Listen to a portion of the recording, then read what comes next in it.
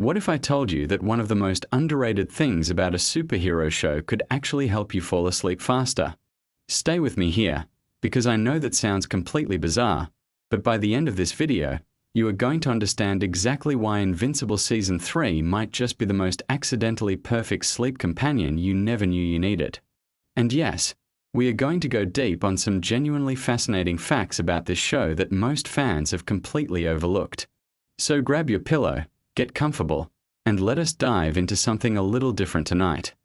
Invincible has been one of the most talked about animated shows on Amazon Prime Video for the past few years now, and Season 3 took everything up several notches. But here is the thing that most people miss when they are watching it in the middle of the day, stressed out, fully caffeinated, and paying attention to every single brutal fight scene. The show has layers. Deep, slow-burning, emotionally complex layers that actually work really well as background audio or as a wind-down watch if you approach it the right way. And tonight, we are going to explore some of the most interesting facts, story details, and production elements from Season 3 that make it genuinely fascinating, whether you are wide awake or slowly drifting off into sleep. Let us start with something that a lot of people do not fully appreciate about Invincible as a whole, and that is just how methodically the world building has been constructed. Season 3 did not just happen. The creative team behind this show spent an enormous amount of time building towards specific payoffs that were seeded way back in Season 1. When you are watching Season 3 and things feel like they are finally clicking into place, that is not an accident. That is intentional, layered storytelling that rewards patience. And there is something genuinely soothing about knowing that when you revisit this season, every small detail you might have missed is going to reveal itself to you like a puzzle piece finding its spot. The voice cast in Season 3 continued to be one of the most impressive assemblies of talent in animated television. Steven Yeun brings Mark Grayson to life with this quiet intensity that actually has a really calming quality to it during the slower scenes. His voice carries this kind of tired determination, and honestly, there is something very relatable about that energy, especially late at night. When Mark is processing the weight of being invincible, of carrying responsibilities that feel impossible, his conversations have this hushed, exhausted quality that does not demand your full alertness. It meets you where you are. And speaking of voice performances, J.K. Simmons' Omni-Man is just extraordinary in this season. Without giving away every detail, the dynamic between Nolan and Mark in Season 3 reaches emotional depths that the earlier seasons were building toward. What is interesting is that Simmons brings this low, measured, almost contemplative quality to Nolan in the quieter moments. The character has evolved significantly from a shocking figure we met in Season 1, and that evolution is reflected in the way his voice has softened in certain scenes. There is a gravity to his presence that, in the right setting, feels almost like hearing a very complicated bedtime story being told by someone who has lived through extraordinary things. Now let us talk about something that is genuinely fascinating from a production standpoint. The animation style in Season 3 made some deliberate choices that set it apart from other animated shows in its genre. The color palette in certain sequences was adjusted to be more muted and atmospheric, particularly during scenes that deal with grief, memory, or quiet moments between characters. This was not just an aesthetic decision. It was a narrative one. When the visuals slow down and the colors become more subdued, the show is communicating something to you emotionally, and that communication happens even when you are not fully focused on the screen. There is a certain rhythm to how Invincible tells its story that becomes almost meditative when you know what to listen for. The show alternates between periods of intense action and these really long stretches of character conversation and emotional processing. And it is actually those quieter stretches that make up a significant portion of Season 3. Characters sitting with their feelings. Characters talking through impossible choices. Characters being human, or whatever version of human they can manage to be, given everything they have experienced. Those stretches are genuinely calming to listen to. One of the most interesting facts about Season 3 is how it handled the theme of identity under pressure. Mark Grayson spends a huge portion of this season wrestling with who he is supposed to be versus who he actually wants to be. And that is a theme that resonates on a really deep level because most of us have felt some version of that tension in our own lives. We have all felt the weight of expectations that do not quite fit who we are. Listening to Mark navigate that, even half asleep, can feel surprisingly therapeutic. The show is essentially walking you through a very long, very dramatic therapy session with a superhero. The writing team for Season 3 drew heavily from the source material, Robert Kirkman's comic book series, but they also made some really thoughtful adaptations that changed certain storylines to work better for television. One of the interesting choices they made was to slow down some of the more emotionally significant moments and give them more room to breathe than the comics did. In a comic, you might get a few panels for a conversation that matters. In the show, that same conversation might stretch over several minutes, with long pauses, careful expressions, and music that fills the space between words. Those extended emotional moments are exactly the kind of thing that works beautifully as sleep audio. Let us talk about the music for a minute, because the score for Invincible Season 3 is genuinely underappreciated. The composers working on this show understand that a superhero story is only as powerful as its quieter moments, and the music they wrote for those moments is really something. There are pieces in the score that are built around slow string arrangements and gentle piano figures that would not feel out of place in a meditation playlist. The contrast between the intense action music and the softer, more reflective pieces is one of the things that gives the show its emotional texture, and it is also one of the reasons that certain episodes feel genuinely relaxing to revisit after you have seen them for the first time. The show does something really clever with its pacing that I want to highlight because it is relevant to why it works so well as a wind-down experience. Invincible Season 3 tends to open its episodes with something intense or confrontational, but then it spends the majority of the episode processing the aftermath of that intensity. So if you are using the show as a sleep companion, you might experience a little bit of adrenaline at the start of an episode and then gradually descend into a much calmer, more reflective space as the episode progresses. That is actually a pretty good structure for winding down. Your body gets a small signal that something is happening, and then it slowly relaxes as the episode settles into its emotional core. One of the facts about this season that not everyone picked up on is how much attention was paid to the small, domestic moments between characters. Mark and Amber, Mark and his mom Debbie, Mark and his friends.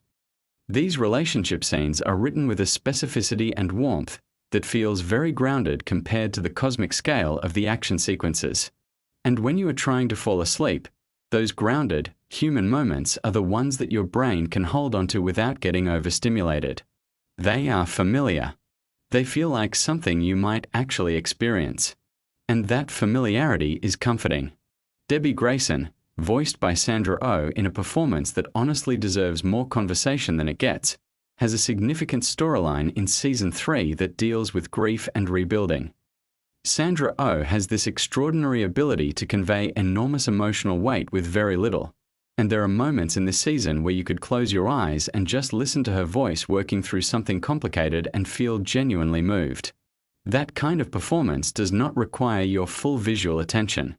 It communicates completely through sound, which makes it perfect for the kind of half-awake, drifting state that comes just before sleep. Now, something that is really interesting about the world of Invincible that Season 3 expanded on significantly is the concept of the Global Defense Agency and the various organizations trying to manage superhero activity on Earth. These scenes, which deal with bureaucracy, strategy, and long-term planning, are honestly some of the most gently stimulating content in the show. They are interesting enough to give your brain something to process, but not so intense that they keep you fully alert. Cecil Stedman, voiced by Walton Goggins with this wonderfully dry and measured delivery, is particularly good in these scenes. His voice has an almost hypnotic quality in the right context. Let us talk about something that goes a little deeper into why narrative content works so well for sleep. There is actual science behind the idea that story listening can help you fall asleep. When your brain is engaged with a narrative, it has something to focus on that is not your anxiety, not your to-do list, not the thoughts that tend to spiral when you are lying in the dark. The narrative gives your mind a gentle track to follow, and as you get more tired, your grip on that track loosens naturally, and you drift off. Invincible works particularly well for this because the story is complex enough to be interesting but familiar enough, once you have watched it, that nothing is going to genuinely surprise or alarm you. And that brings up another really interesting point about Season 3 specifically. If you are using it as sleep content, there is a real advantage to having already watched it once. Because then you know where the intense moments are, you know the emotional beats, and you can relax into the story rather than feeling any tension about what might happen next. The familiarity acts like a comfort blanket. You are not watching to find out what happens. You are watching to spend time in a world you already know. The character of Adam Eve had some really beautiful moments in Season 3 that are worth highlighting, both because they are genuinely great storytelling and because they have this quality of calm introspection that serves the sleep-watching experience well.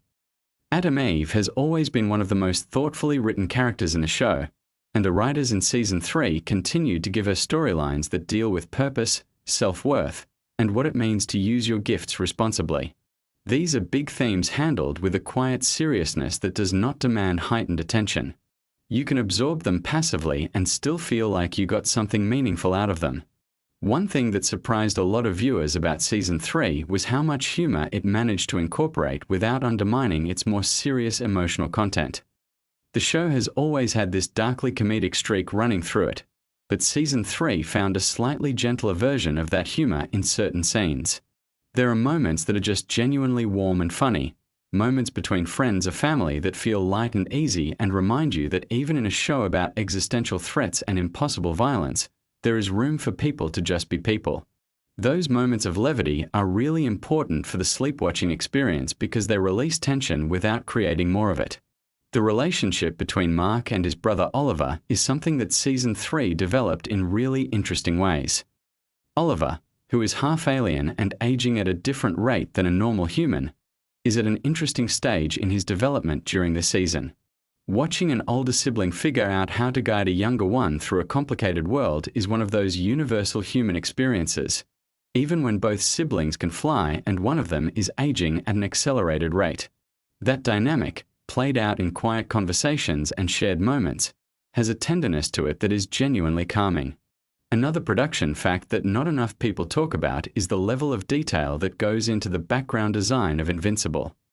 The world that the animators have created is incredibly rich, full of little details that reward close attention but also create a sense of fullness and depth that registers even when you are not actively looking for them.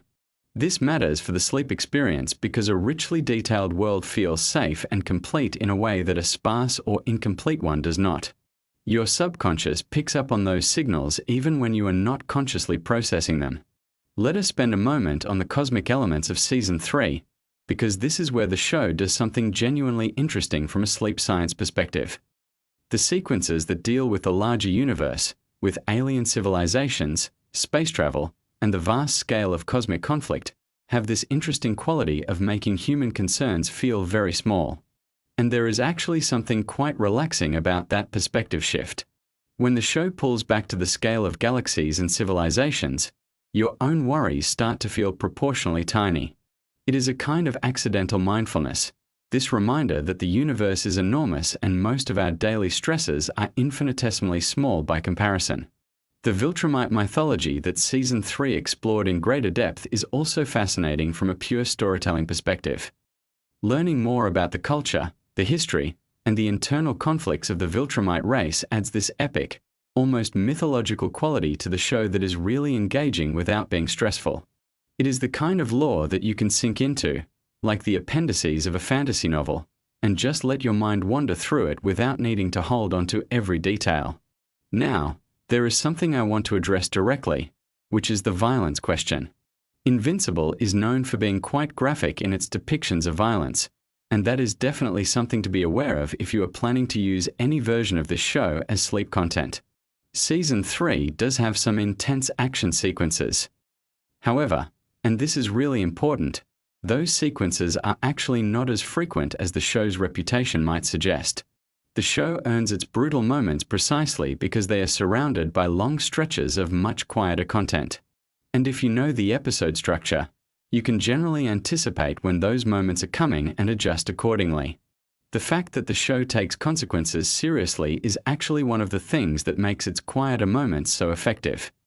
When characters are dealing with the aftermath of something terrible, when they are sitting with grief or confusion or guilt, Those scenes have real weight because the show has done the work of making the events that cause those feelings feel genuinely significant. That emotional seriousness translates into a kind of gravitas in the dialogue that is really conducive to a calm, reflective headspace. Let us talk about some of the thematic content in Season 3 that is particularly relevant to a sleep and rest context. The season deals significantly with exhaustion. Not just physical exhaustion, though there is plenty of that given that Mark is constantly fighting, but emotional and existential exhaustion. The weight of carrying the world on your shoulders. The toll of constantly being needed. The difficulty of finding rest when there is always something else to handle. These themes are ones that a lot of people watching late at night can connect with deeply, because that is exactly how modern life feels for a lot of us. And there is something validating about watching a character as powerful as Mark Grayson struggle with the same fundamental human need to just stop for a moment. The show also deals with the theme of trust in really interesting ways during Season 3. Characters are constantly navigating who they can rely on, who has betrayed them, and how to rebuild relationships after significant damage has been done. These trust narratives unfold slowly and carefully, in long conversations and quiet moments of decision-making, and they have this patient quality that rewards passive listening. You do not need to be fully alert to follow the emotional logic of these scenes. It is intuitive and human in a way that bypasses the need for active cognitive engagement. One of the most genuinely interesting facts about the production of Season 3 is how the creative team approached the challenge of escalating stakes without losing the emotional intimacy that made the earlier seasons so compelling. A lot of shows struggle with this as they progress. The bigger the threats get, the harder it is to make the audience care about the individual characters at the center of the story. Invincible Season 3 managed to avoid this trap by consistently returning to the small, personal scale even in the middle of enormous cosmic conflict.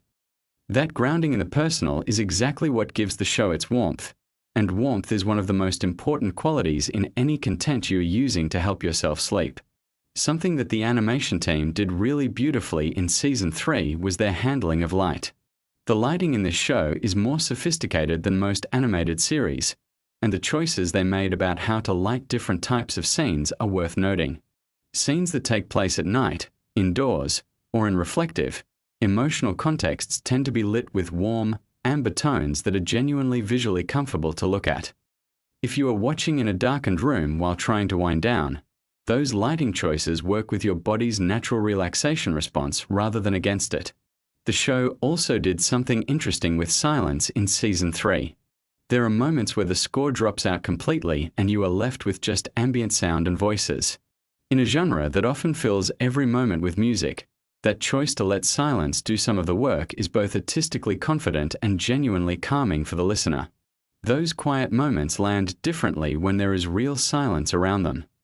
From a character psychology perspective, one of the most interesting threads in Season 3 is the continued exploration of how early trauma shapes behavior in ways that persist long after the traumatic event. Multiple characters in this season are dealing with things that happened to them years ago, things that have never quite healed, that keep affecting their decisions and relationships. The show treats these psychological realities with a seriousness and nuance that is fairly rare in superhero storytelling. And that depth makes the character work feel genuinely meaningful rather than just plot mechanics. Cecil Stedman's role in Season 3 expanded in ways that were genuinely surprising and which revealed new dimensions of his character that had been hinted at but never fully explored. Without getting into specific spoilers, the show gave Cecil some moments of genuine vulnerability that made him considerably more sympathetic than he had been in previous seasons. Watching a character you thought you had figured out reveal unexpected depth is one of the small pleasures of long-form storytelling, and experiencing it in a relaxed, sleepy state can actually make it hit harder emotionally. Let us also appreciate for a moment how Season 3 handled its ensemble cast. One of the challenges of a show with as many characters as Invincible is making sure that secondary characters feel like real people rather than just plot devices. Season 3 did a particularly good job of giving characters who might have been background figures in earlier seasons their own specific voices and emotional realities. The world feels populated with actual people, which is one of the things that makes it so easy to sink into. The relationship between Mark and his father Nolan continued to be one of the most emotionally complex and carefully written relationships in the show. What is interesting about how this relationship is developed in Season 3 is the way it mirrors a kind of universal process of coming to understand a parent as a flawed and complicated human being rather than the simplified figure they were in childhood. That process, of reconciling love with disappointment, of holding complexity without resolving it neatly, is something that has enormous emotional resonance. And in the quiet moments where that reconciliation is happening between the characters, there is a depth of feeling that works its way into you even when you are half asleep. Now I want to circle back to something I mentioned earlier about the science of story listening for sleep, because I think it deserves a bit more attention. Research into bedtime story listening and audio-based relaxation has consistently found that narrative content, particularly familiar narrative content with a calm and measured pace, is effective at reducing anxiety and promoting the kind of mental quieting that precedes sleep. The reason is partly to do with the brain's response to story structure. When your brain is following a narrative, it is engaged in a way that is active but not alarming. It is processing information, making predictions, feeling things, but none of it requires the fight or flight response that keeps you awake. Invincible Season 3 hits a lot of the markers for effective sleep narrative content in its quieter stretches. Familiar characters whose voices you recognize. Emotional stakes that are real but not personally threatening. A world that is fully realized and therefore safe to inhabit mentally. Music that complements rather than overwhelms. Pacing that slows and deepens as episodes progress. These are not accidents of storytelling. They are the results of craft, and they happen to align beautifully with what the brain needs to move towards sleep. One last production detail that I want to share because I find it genuinely wonderful is the fact that the voice recording sessions for Invincible are apparently done with a real attention to the emotional texture of each scene rather than just technical delivery. The performances you hear are not just competent voice acting. They are genuine emotional performances that happen to be animated. And that comes through in the quality of the sound. You can hear it in the breathing, in the pauses, in the way a voice shifts when a character is holding something back. That level of authenticity in vocal performance is part of what makes the show so good to listen to even without watching. As we wind down this video, I want to leave you with a thought about why something like Invincible Season 3 works as a sleep companion when you would not necessarily expect it to. The answer, I think, is that really good storytelling has always been tied to rest. Humans told each other stories at night, around fires, before sleep, as a way of processing the day, making meaning, and easing the transition into the vulnerability of unconsciousness. The stories did not have to be gentle or simple. They had to be good. They had to hold attention just enough, move the emotions enough, and then release you into the darkness. Invincible Season 3, particularly in its quieter and more reflective stretches, does exactly that. It gives your mind something worth following. It takes your feelings somewhere real. And then, gradually, as the episode settles into its slower rhythms and the characters sit with their complicated feelings in animated rooms lit with warm amber light, it lets you go. It does not demand that you stay. It just keeps talking, keeps being itself, and somewhere in the middle of all that complicated, beautiful storytelling, you drift off. And honestly, there are worse things to drift off to than a story about someone trying to figure out who they are, what they owe the world, and whether it is possible to be good in circumstances that make goodness extraordinarily difficult. So tonight, if you are struggling to sleep, consider putting on an episode of Invincible Season 3. Not the action-heavy ones if you can help it, though honestly even those settle eventually. Put on one of the quieter, character-driven episodes.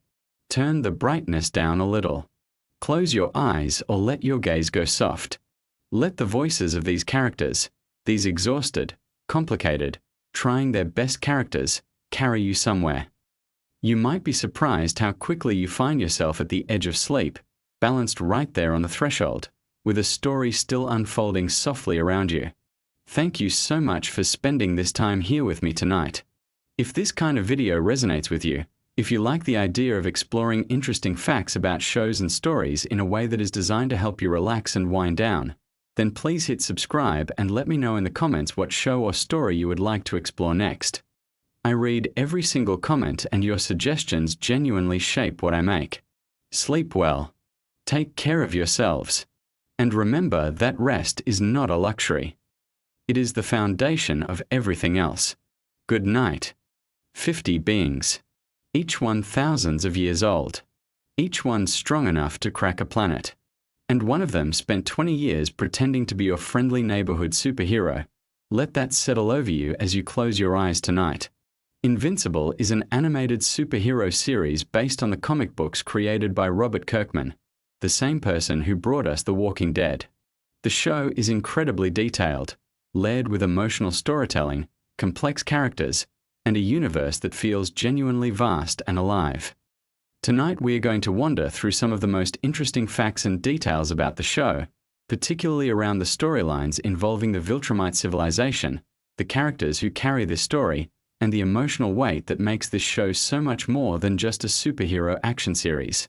Let's begin with the world itself. The Viltrumites are an ancient alien civilization, incredibly powerful beings who have spent thousands of years conquering planets across the galaxy.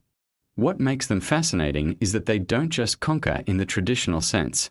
Their ultimate goal is something more calculated, more patient. They seek to blend their genetics with other species, to rebuild and strengthen their race, which over time had become dangerously small in number. Despite their immense power, there are only about 50 true Viltrumites left alive in the entire known universe. Think about that for a moment. 50 individuals, each one capable of leveling cities, each one living for thousands of years, and all of them working toward a singular purpose that has been ingrained in them since birth. Nolan Grayson, also known as Omni-Man, is one of those Viltrumites. He came to Earth roughly 20 years before the events of the show's main timeline, and his mission was to assess whether humans and Viltrumites could successfully interbreed. He wasn't just a scout. He was part of a long-term plan, an advance wave designed to prepare a planet for full Viltrumite colonization. He built a life here. He married a woman named Debbie, had a son named Mark, became the world's greatest superhero in the eyes of humanity, and spent 2 decades slowly becoming something he was never supposed to become. He became a person who actually loved his life on Earth. Now, here's the part that's so quietly heartbreaking if you really sit with it. When Nolan first arrived, he was hoping his son Mark would not develop Viltrumite powers. That might seem strange at first. Why would a Viltrumite not want his child to be powerful? The answer tells you everything about the complexity of this character. If Mark never developed powers, it would suggest that humans and Viltrumites couldn't successfully interbreed, and the Empire might have just moved on, told Nolan to abandon Earth and try another planet. But if Mark did develop powers, that was a signal. A signal that the experiment worked, that Earth was viable, and that the rest of the Viltrumite Empire would eventually show up to begin the colonization process in full. So when Mark did develop his powers at 17, Nolan knew that everything was going to change. The countdown had begun. And yet, rather than embracing that outcome, something in him pulled in a different direction entirely. He had been living as a human in many important ways. He had loved Debbie. He had watched Mark grow up. He had built friendships, routines, a quiet life alongside all the heroics. 1,000 years of following orders, of being a perfect soldier for the Empire. And it was 20 years on a small planet with a human woman and their half-human son that had finally started to crack something open in him. Mark himself, whose superhero name is Invincible, is the emotional center of the entire series. He's a teenager when his powers first manifest, and like any kid that age, he's figuring out who he is while also suddenly being able to fly and punch through walls. The show does something really thoughtful with his character. It lets him make mistakes. It lets him be wrong about things. It gives him a moral journey that doesn't arrive at clean answers quickly. One of the recurring tensions in his story is figuring out when it's okay to kill, when violence is justified, and where the line is between being a hero and being something darker. By the time the Viltrumite War storyline begins to unfold, Mark has been through an enormous amount.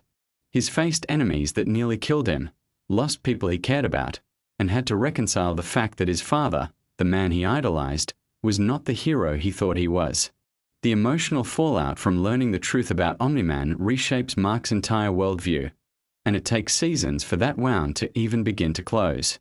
Let's talk about Debbie for a moment, because she is genuinely one of the most important characters in the show, arguably more so than even the comics gave her credit for. In the source material she appears throughout, but the animated series really digs into who she is as a person. She's not just a supporting character in her husband and son story. She's a fully realized human being dealing with a betrayal that most people couldn't even begin to comprehend. Imagine finding out that the person you loved for over 2 decades, the father of your child, was not who you thought he was at all. That everything you built together had a shadow underneath it the whole time. And yet, there's something remarkable about Debbie. She keeps going. She rebuilds herself. She finds new relationships, new purpose. And according to the lore of the show, she is quietly one of the most important figures in the entire Invincible universe. Why? Because of how she raised Mark. There are alternate universe versions of Mark Grayson scattered throughout the multiverse, and in almost every single one of them, that version of Mark ended up becoming something terrible. Conquering worlds, following in his father's Viltrumite footsteps. The one version who turned out good, the version we follow, is the one raised by this particular Debbie in this particular universe. She made him who he is. That's not a small detail. That's everything. Now let's drift a little deeper into the supporting cast, because Invincible has one of the richest ensemble casts in any animated series. Alan the alien is a wonderful character, an alien from a species called the Unopans who was originally bred as a champion fighter. He becomes one of Mark's closest friends and a key member of the Coalition of Planets, a group dedicated to resisting Viltrumite domination across the galaxy. Alan is funny, warm, surprisingly wise, and his friendship with Mark feels genuinely earned over time. He also has a pet that is described as cat-like, which is exactly the kind of small, humanizing detail this show sprinkles throughout to remind you that even in the middle of galactic war, characters have ordinary moments of joy. Oliver, Mark's younger half-brother, is another fascinating piece of this universe. His mother was from a species called the Thraxans, and Oliver grows at an accelerated rate, aging physically much faster than a human child would. He has complicated feelings about Omni-Man, their shared father, and a fierce desire to prove himself that sometimes overrides his better judgment. He's brave sometimes to the point of recklessness, and watching him navigate his own relationship with Nolan is one of the quieter emotional threads running through the Viltrumite War storyline. Tech Jacket in the animated series is a character named Zoe Thompson, a young woman whose powered suit gives her abilities to match some of the strongest fighters in the universe. The suit's artificial intelligence is a companion and guide in battle, and her father is portrayed as a warm and supportive presence, deliberately contrasting with the complicated father-son dynamics that run throughout the rest of the show. She joins the Coalition team heading into the Viltrumite War, and her resourcefulness in impossible situations makes her a standout character. Conquest is the kind of villain who stays with you. An elder Viltrumite of immense power and cruelty, he views combat not as a necessary means to an end, but as something to be savored. His fight with Mark is one of the most brutal and emotionally costly battles in the entire series. By the time of their rematch, Mark has grown significantly as a fighter, but Conquest is no less dangerous. The fight is vicious, prolonged, and ugly in the way that only truly high-stakes combat can be. Mark barely survives. His injuries are catastrophic. But he wins, decisively and permanently this time, and the victory costs him nearly everything. What makes that fight resonate so deeply is what it represents within Mark's moral journey. Earlier in the series, Mark struggled enormously with the idea of killing. There was a version of him that wanted to believe there was always another way, that heroes didn't have to cross that line. But the show is honest about the fact that sometimes, facing a being like Conquest, hesitation is not mercy, it's just a slower kind of failure. By the time of their rematch, Mark has arrived at a place where he can make that choice, can carry it, can live with it. That's not portrayed as a victory in itself. It's portrayed as a weight he's chosen to carry, and the show treats that distinction with real care. The Viltrumite War itself is not a single battle. It's a campaign, a a series of conflicts that will unfold across a significant stretch of the story. The coalition of planets, led by a character named Thetis, has been preparing for this confrontation for a long time, and even with their best fighters assembled, the raw power difference between them and the Viltrumites is enormous. Remember that these 50 remaining Viltrumites have conquered hundreds of worlds. They don't fight alone either. They have armies of beings from those conquered races fighting alongside them, worlds that serve out of fear or obligation rather than any loyalty. There's also the matter of a traitor, a mole within the coalition, which creates a tension of mistrust running underneath all the preparations for war. Who is it? What have they given away? How much does the Viltrumite Empire already know? These questions don't resolve quickly, and they color every planning session, every strategic decision the coalition makes.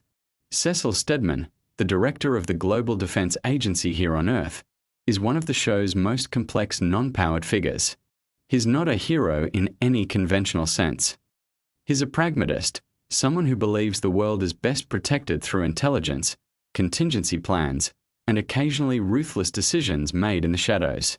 He monitors Omni-Man's return to Earth with careful attention, aware of the Viltrumite war beginning to take shape but seemingly calculating that the coalition might handle it before it becomes Earth's problem directly. Cecil knows about things he doesn't always share, and Mark's relationship with him is one of the most fraught and interesting dynamics in the show. Eve, whose superhero name is Adam Eve, is one of the most powerful beings on the planet, with the ability to reshape matter at a molecular level. She and Mark are deeply in love, and their relationship is one of the genuine emotional anchors of the series. As the Viltrumite War begins, Eve is dealing with a pregnancy, something she hasn't yet told Mark about. Her powers are unreliable because of the pregnancy, which keeps her from being able to join the fight. She makes the deliberate choice not to tell Mark before he leaves for the war, not wanting to distract him with news that could make him reckless or pull his focus at the worst possible moment. It's a decision made out of love, but it creates a painful gap between them, especially given how long Mark winds up being unable to return due to his injuries. The relationship between Mark and Eve is one of the few places in the show where warmth and safety live, and every threat to that connection hits the audience hard precisely because of how carefully the show has built it. Robot and Monster Girl are another fascinating thread in this universe. The two of them ended up trapped in an alternate dimension, and their story there plays out like something from a classic science fiction adventure.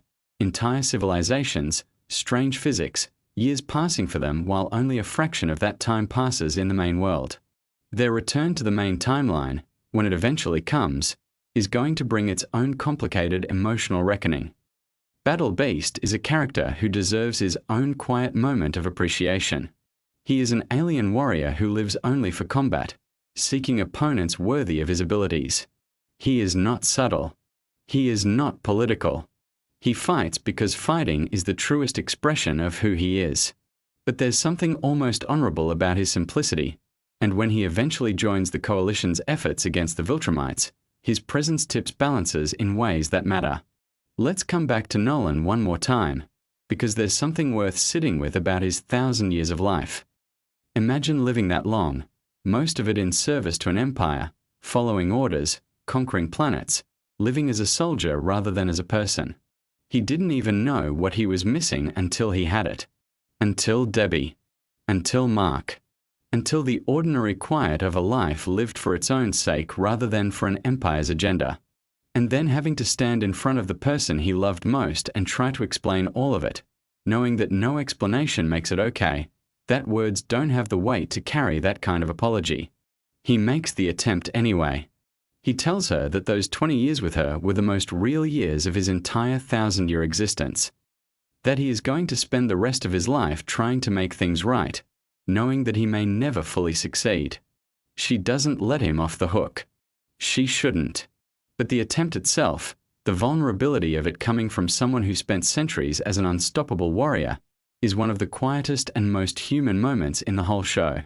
There's a dinner scene before Mark and the others leave for the Viltrumite War where they eat Korean food, a reflection of Debbie's heritage. It's one of those details that feels small on the surface but carries a lot of meaning.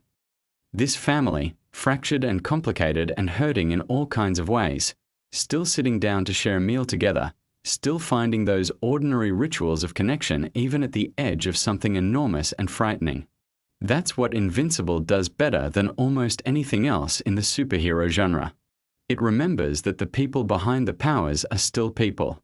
Art, the tailor who has made suits for Omni-Man over the years, has a brief but emotionally heavy scene when Nolan comes to say goodbye and finds that their friendship, like so much else, has been irreparably changed by everything that came to light. Art tells him not to come back, that their time is done. And then, after Nolan leaves, he breaks down. Not from fear, though some of that is there, but from grief. For the friendship they had, for the version of Nolan he thought he knew, for the loss of something that had mattered to him deeply. It's a small scene in the context of everything else happening, but it lands. As the Viltrumite War begins in earnest, as the Coalition's team moves into the conflict, as battles are fought and terrible prices are paid, the show keeps returning to these intimate human moments. That balance is what makes the larger conflicts feel meaningful rather than just spectacular. You care about the outcome because you care about the people caught up in it, and you care about them because the show has taken the time, consistently and carefully, to show you who they really are. The Viltrumite War is a long conflict. It will not resolve quickly. There will be losses, reversals, moments of impossible courage, and moments where the scale of what they're facing feels truly overwhelming. But there's also going to be growth in it. Oliver finding his footing. Nolan discovering what kind of father he can still be. Mark healing, literally and in every other sense, from wounds that go far deeper than the physical ones. And somewhere back on Earth, Eve is waiting, carrying a secret, her powers still uncertain, her heart split between worry and hope. Robot and Monster Girl are somewhere in between dimensions, living out a whole other kind of story. Cecil is watching his screens, calculating, always calculating. And the 50 most powerful beings in the known universe are moving through the galaxy with patient certainty, because they have been doing this for thousands of years and they don't expect this particular resistance to be any different from all the others. But this resistance has something the others didn't. It is people who have genuinely chosen to fight, not out of conquest or fear or imperial programming, but because they love something, love people, love a life worth protecting. That's what Invincible, at its core, is really about. Not powers or battles or even survival. It's about what you choose to fight for, and whether who you love can make you into something better than what you were before you found them. So let that settle in as you drift off tonight.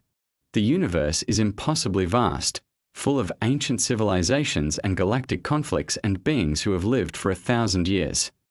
And somewhere in the middle of all of it, a half-human kid from a suburb on Earth is choosing, again and again, to be the version of himself his mother raised him to be. Sleep well.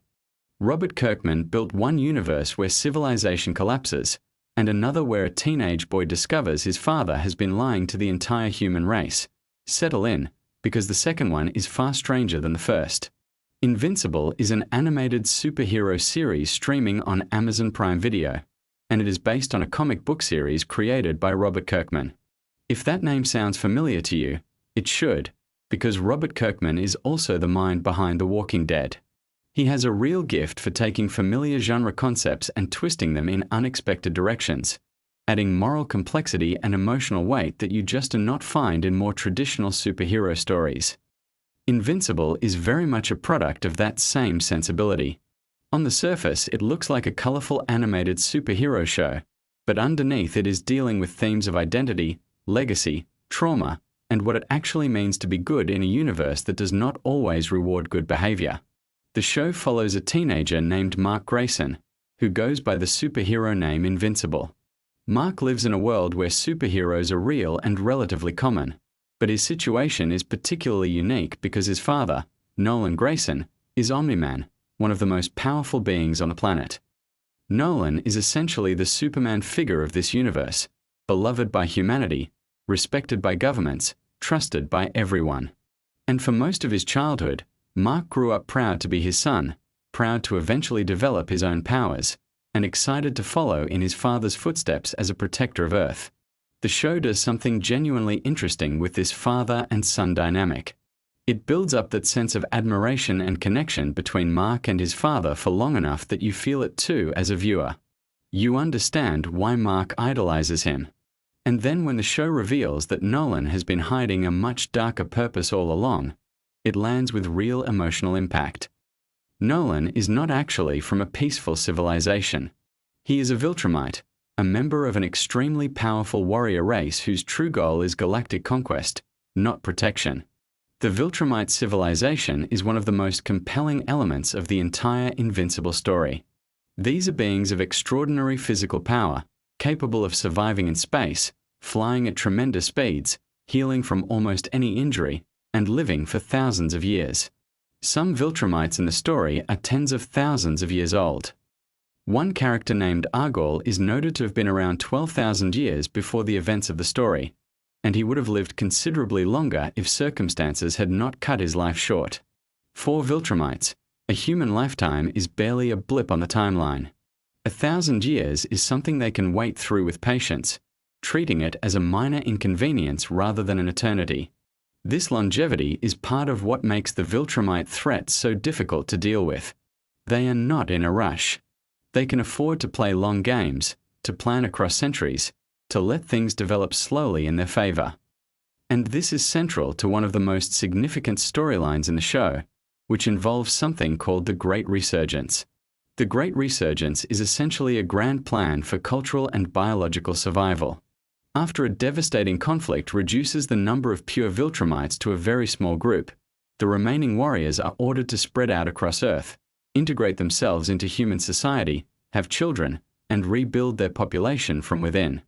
The idea is that Viltrumite genetics are so dominant that even half Viltrumite children will carry the strength, speed, and longevity of their Viltrumite parent.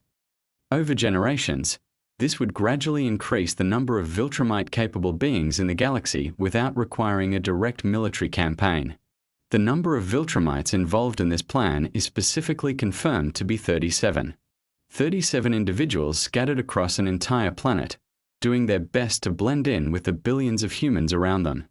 And remarkably, they do a very good job of it. Even sophisticated surveillance systems fail to detect them initially. They take on ordinary lives, ordinary routines, and ordinary social interactions, which for beings who are used to being conquerors and warriors is quite the adjustment. One of the more quietly amusing aspects of this storyline is how differently each Viltrumite handles the task of assimilation. Some take to it more naturally than others. One character named General Craig seems to adapt almost immediately, throwing himself into human life with genuine enthusiasm. He picks up human habits, finds enjoyment in simple pleasures, and shows every sign of someone who has no interest in ever returning to a life of conquest. It is a surprisingly human response from a character who was previously defined entirely by military ferocity. Meanwhile, the character of Anissa faces her own version of this adjustment. Anissa is a Viltrumite warrior who in her natural state is someone you absolutely do not want to encounter on a bad day. The idea of her being instructed to be pleasant, sociable, and non-threatening to the humans around her is inherently loaded with tension. And the show uses that tension well, showing us just how much discipline it takes for someone like her to operate within these new expectations. The architect of all this is Thrag, who holds the title of Grand Regent of the Viltrumite people. This is the highest position among his civilization, and it comes with a very specific mandate. Thrag's primary responsibility, above everything else, is ensuring the survival of the Viltrumite species. That is his purpose, his identity, and the lens through which he views every single decision he makes. When he tells Mark that his role is to guarantee the continuation of his people, he is not speaking dramatically for effect. He genuinely means it in the most literal sense possible. Everything he does traces back to that mission. This creates an interesting dynamic with Mark, whose role becomes increasingly complicated as the show progresses. Mark is half Viltrumite himself, the son of Nolan, and therefore carries that same genetic heritage. Thrag at one point refers to Mark as a kind of Viltrumite savior, someone who whether he likes it or not has become central to the survival and continuation of his father's people. This is not a position Mark sought out or is comfortable with, but it is the reality he finds himself in. Mark's struggles in the show are not just external conflicts with powerful enemies. A significant portion of what makes his character compelling is the internal battle he wages with his own anxiety and trauma. As the story progresses through its later seasons, Mark begins experiencing vivid and disturbing hallucinations, particularly around the presence of Thrag. These are not simple nightmares he can shake off in the morning. They bleed into his waking life, into conversations with people he loves, into ordinary moments that suddenly become terrifying. He watches people around him be destroyed in his imagination while trying to hold a normal conversation with them. This psychological deterioration is handled with real care in the show. It does not just exist as a dramatic device. It reflects something true about what happens to a person who has been through sustained trauma and who is carrying the weight of decisions that affect billions of lives. Mark is a teenager, essentially, who has been thrust into circumstances that would be difficult for seasoned veterans to navigate, let alone someone still figuring out who he is. His relationship with Eve, known more formally as Atom Eve, is one of the emotional anchors of the series.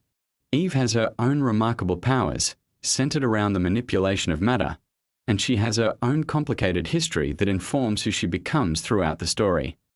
Her family background gave her a difficult foundation, full of dysfunction and pressure, and those early experiences echo through the choices she makes as an adult, particularly in some of the more emotionally heavy storylines the show takes on.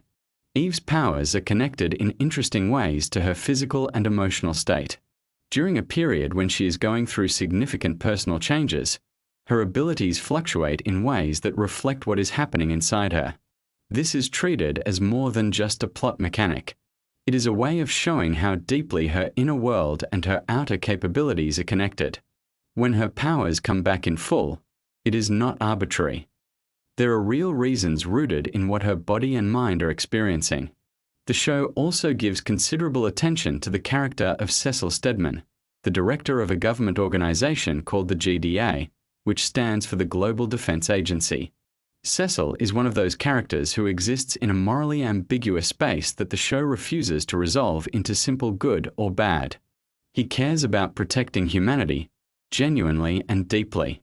But he is also willing to use methods and make decisions that cross lines most people would consider unacceptable. His relationship with Mark and with Omni-Man is built on mutual suspicion and occasional cooperation, neither side fully trusting the other, both sides needing each other anyway. When Cecil discovers that 37 Viltrumites have been living among the human population without detection, his reaction is one of genuine shock and anger. This is a man whose entire professional identity is built around knowing what threats exist and where they are. The idea that beings of that level of power slipped under his radar entirely, for an extended period, is both humbling and alarming. It forces a recalibration of what he thought he was capable of monitoring. On the cosmic side of things, the show introduces viewers to a much larger universe through storylines involving the Coalition of Planets, a multi-species alliance that exists partly in opposition to Viltrumite expansion. A character named Alan, the alien, plays an increasingly important role in the Coalition's leadership, and his arc involves grappling with enormous moral decisions. At one point, he comes into possession of something called the Scourge virus, a biological weapon specifically engineered to be lethal to Viltrumites. The terrible catch is that because Viltrumite genetics have now mixed with human genetics, using the virus would also threaten billions of innocent people. This is exactly the kind of dilemma that Invincible loves to present. There is no clean answer.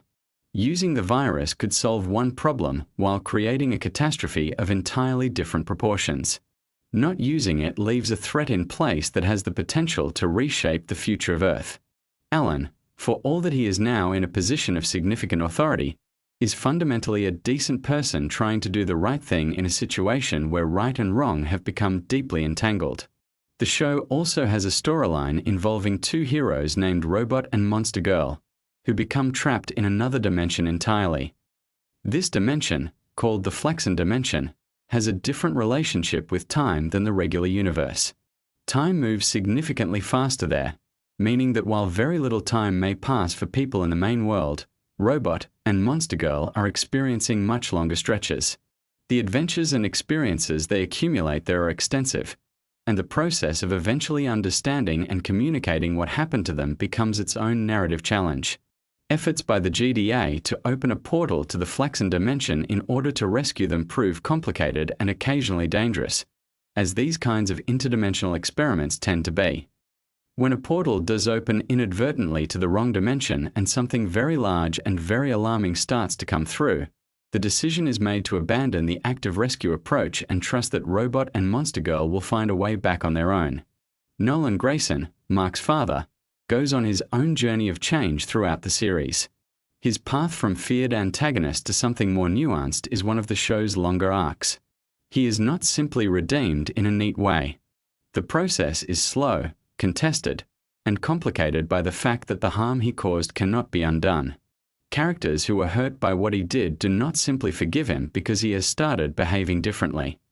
Debbie, Mark's mother, in particular has to work through years of grief, anger, and betrayal before anything resembling reconciliation can even begin to be considered. The truce that eventually forms between Earth and the Viltrumites is not a comfortable peace. It is a negotiated standoff where both sides understand clearly what the other is capable of and neither wants the alternative. Mark agrees to allow the Great Resurgence to proceed, meaning the Viltrumites continue their project of integrating into human society and having children. In exchange, they do not destroy the planet.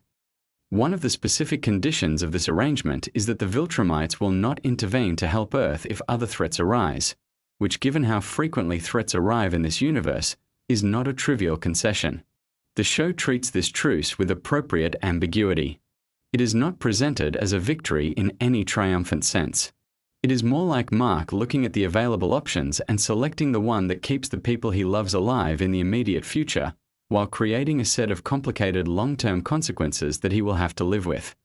When Thrag suggests that Mark has become a savior for the Viltrumite people, there is something genuinely uncomfortable about that framing, because Mark has not chosen that role and does not particularly want it. Throughout all of this, the show maintains its interest in the supporting cast and their own individual stories. William, Mark's closest friend, has moments that ground the narrative in something more ordinary and relatable.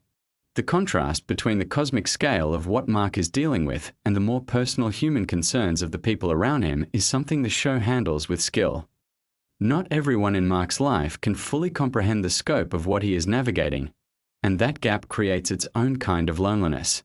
The animation style of Invincible is deliberately constructed to lull you into a certain sense of familiarity before it disrupts that comfort. It is bright and detailed, with character designs that feel welcoming and expressive. And then when violence or darkness arrives, which it does in this show, it hits harder because of the contrast. The creative team has spoken about this as an intentional choice rooted in how the original comics worked. The artwork in the comics had a clean, almost cheerful quality that made the darker moments land with more force. Robert Kirkman completed the Invincible comic book series some years before the animated show caught up to those storylines, which means the destination of these characters is already written down somewhere. Readers of the comics know how things ultimately resolve for Mark, for Nolan, for Eve, and for the larger universe they inhabit. But the show adapts and adjusts as it goes, adding new sequences, altering pacing, and occasionally changing the specifics of how events unfold while maintaining the emotional core of what the comics established.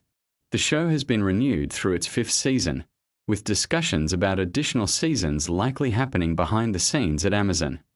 Kirkman himself has expressed a desire to continue the story for as long as the show runs, and there is plenty of source material to draw from.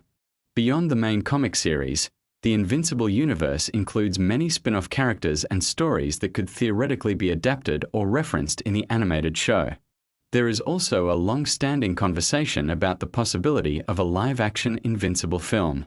Kirkman has discussed this at various public events with genuine enthusiasm, though the timeline for such a project remains uncertain. The challenges of bringing Viltrumites and their level of power to live action convincingly are considerable, and the legal and logistical complexity of adapting material of this scale means that patience is probably required for anyone hoping to see it happen. For now, the animated series continues to be one of the most discussed superhero stories currently in production, drawing in audiences who might not have previously read the comics and giving longtime fans a chance to see these characters rendered in motion with full voice performances. So there you have it. The world of Invincible is vast, complicated, morally rich, and endlessly interesting to think about.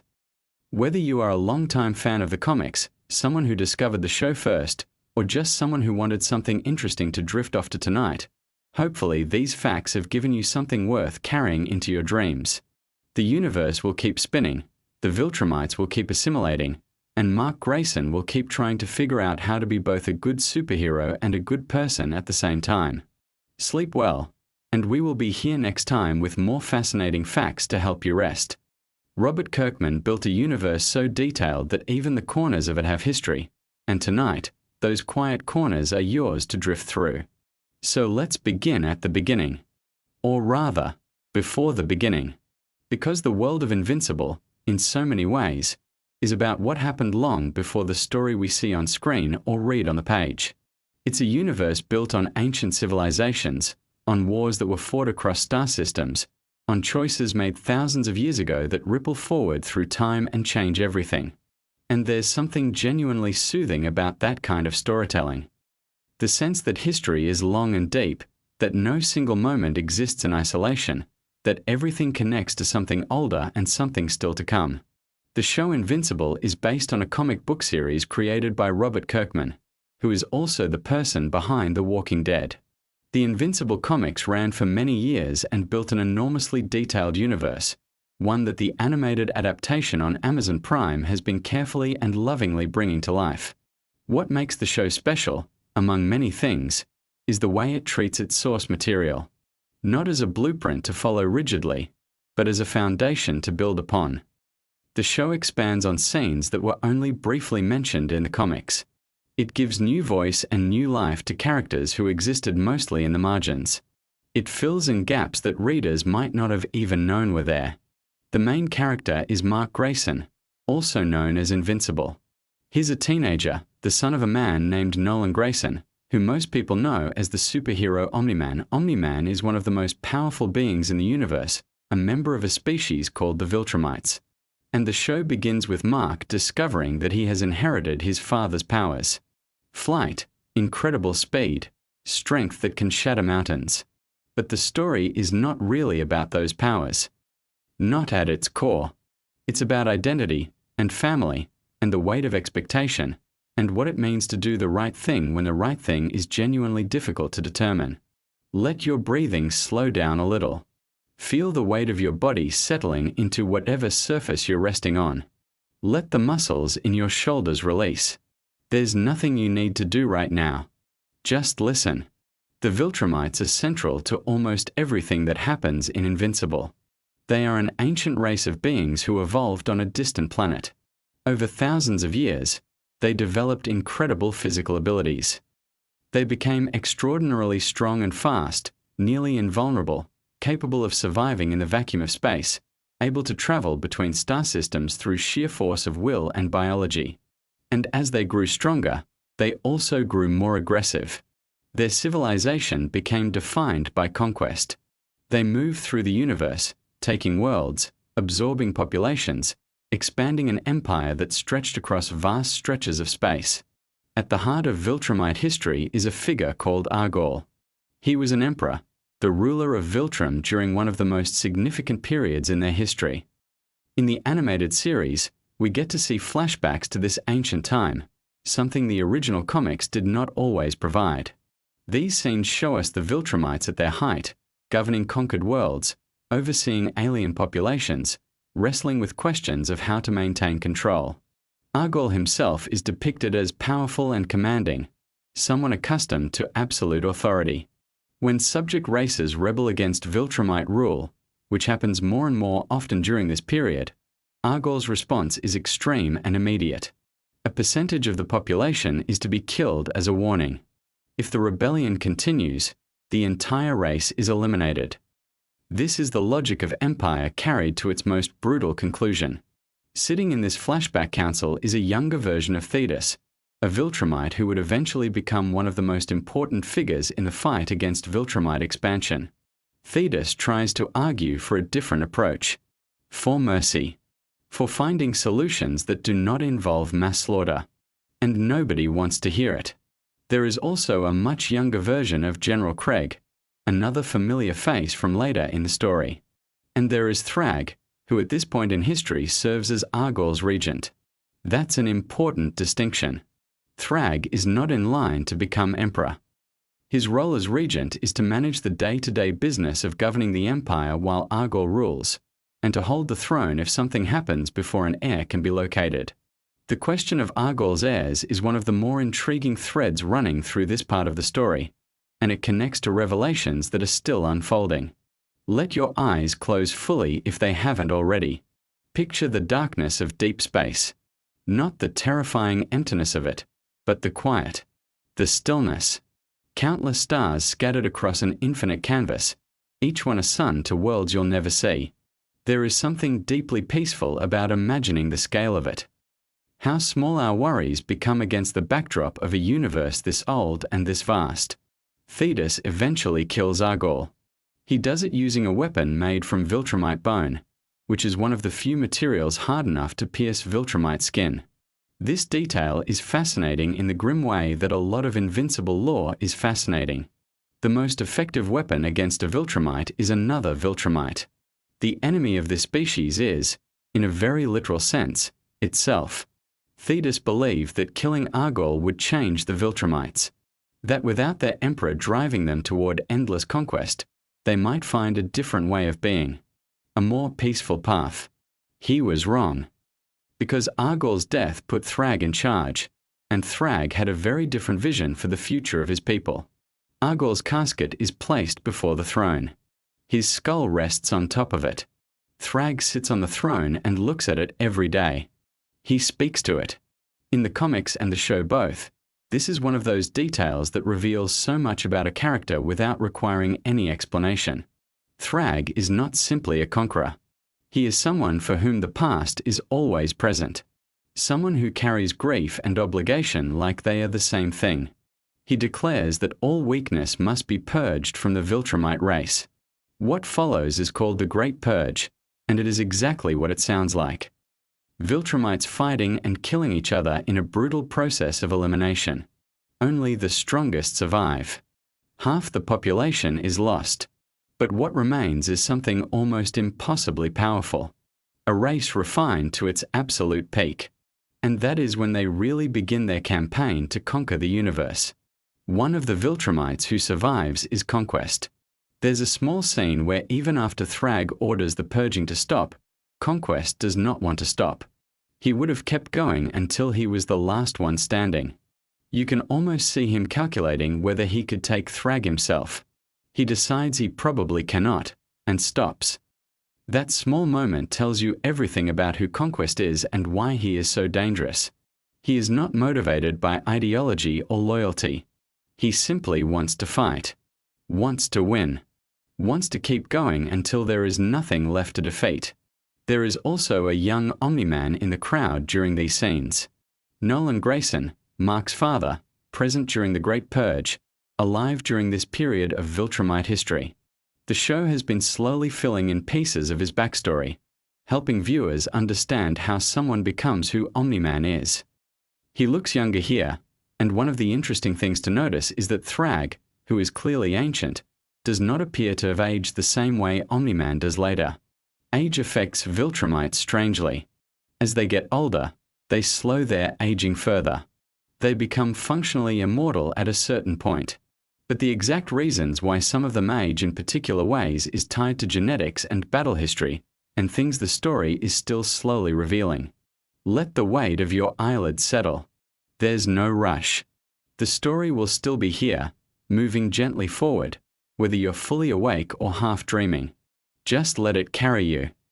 After the flashback ends, we return to the present-day story of the show, which takes place on a world called Telescria, the home base of the Coalition of Planets. The Coalition is an alliance formed specifically to oppose the Viltrumite Empire, and it is led by Thetis, the same Thetis who killed Argor thousands of years before. He has spent millennia working against the empire he once served. He has recruited aliens and humans and half Viltrumites and anyone else willing to fight. And now, They face their best opportunity to strike. Thrag and a small number of Viltrumites have retreated to their home planet of Viltrum. The larger Viltrumite forces are scattered across the universe, returning from their various postings and conquests. If the coalition can strike now, before those forces reassemble, they have a chance. Not a great chance, but a chance. Thetis believes that killing Thrag is the key. Without their leader, the Viltrumites will fragment. The unity that makes them so dangerous would collapse, and they could be dealt with one or two at a time. The mathematics of the plan are brutal but straightforward. Find the general, remove the general, watch the army fall into chaos. But Omni-Man has a complication with this plan. Thetis is not interested in making peace with any Viltrumites. His goal is extinction.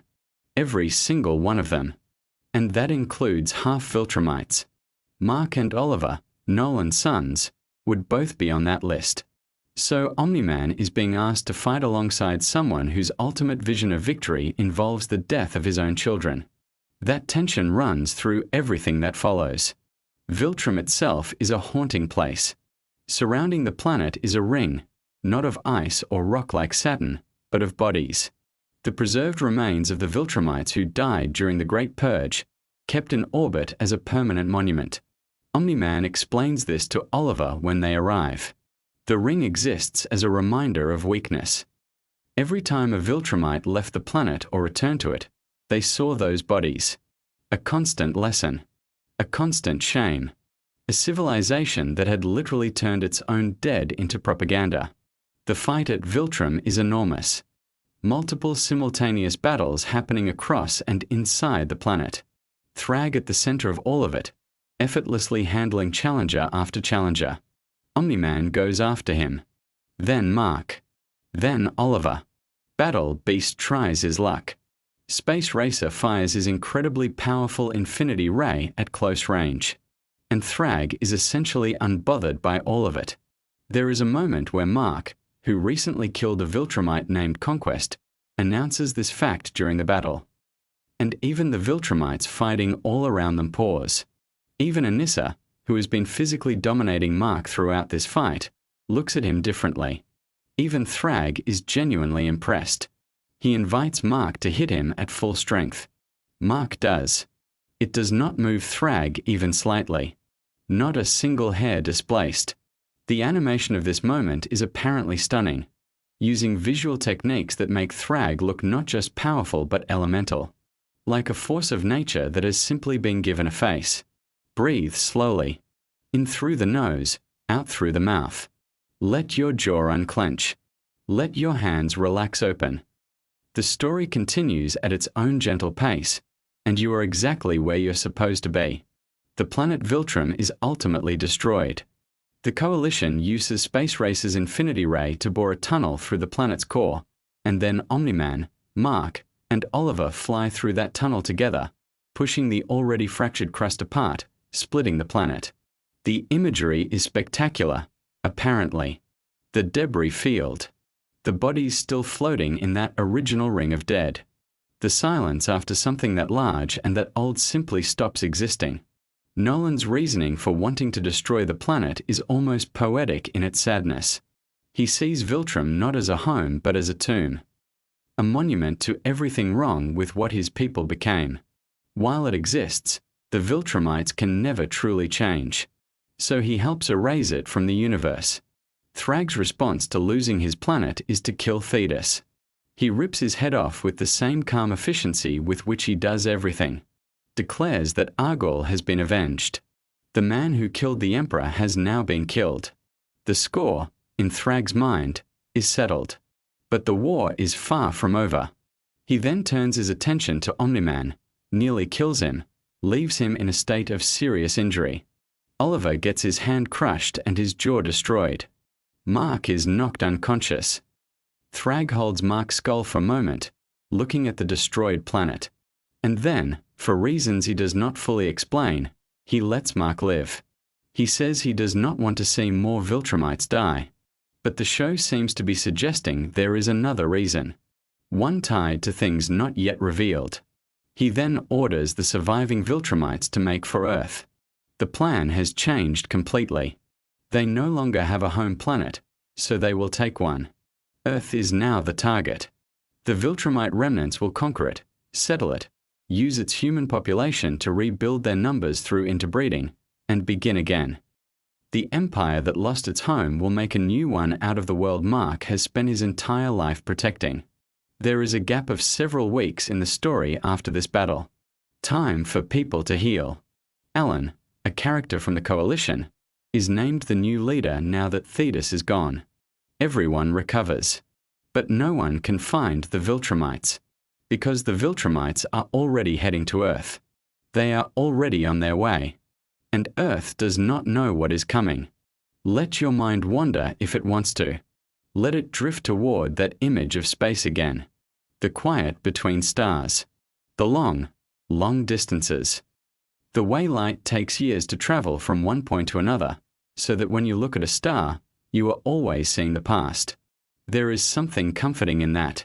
History is always arriving. Nothing is ever entirely gone. The animated Invincible series does something that a lot of adaptations of comic books fail to do. It remembers that the best superhero stories are not about the action. The action is the surface. Underneath it is something much more intimate. Family. The complicated love between parents and children. The question of what we owe the people who made us. What we do when the people we love are also capable of terrible things. Omni-Man is a perfect example of this. He is genuinely one of the most powerful beings in the universe. And he has spent his life making choices that have caused enormous harm. Coming to Earth on a mission of conquest, spending 20 years building a family, and then being changed by that family in ways he did not anticipate. His love for his wife and his son is real. And his identity as a Viltrumite conqueror is also real. And those two things cannot coexist. And the entire series is about what happens when that contradiction finally breaks open. Mark carries this same contradiction inside him. He is half human and half one of the most feared species in the universe. He wants to be a hero in the straightforward sense, the kind of hero who shows up and saves people and goes home afterward. But the universe keeps demonstrating that heroism is enormously complicated. That saving one person sometimes means failing another. That the right choice is rarely obvious and often comes with costs that nobody tells you about in advance. The show also has a genuinely unusual willingness to sit with difficult emotions. To let its characters be wrong. To let them be scared. To let them fail. There are episodes where Mark does not win. Where the people around him are hurt and he cannot stop it. Where the bad thing happens despite everything he does.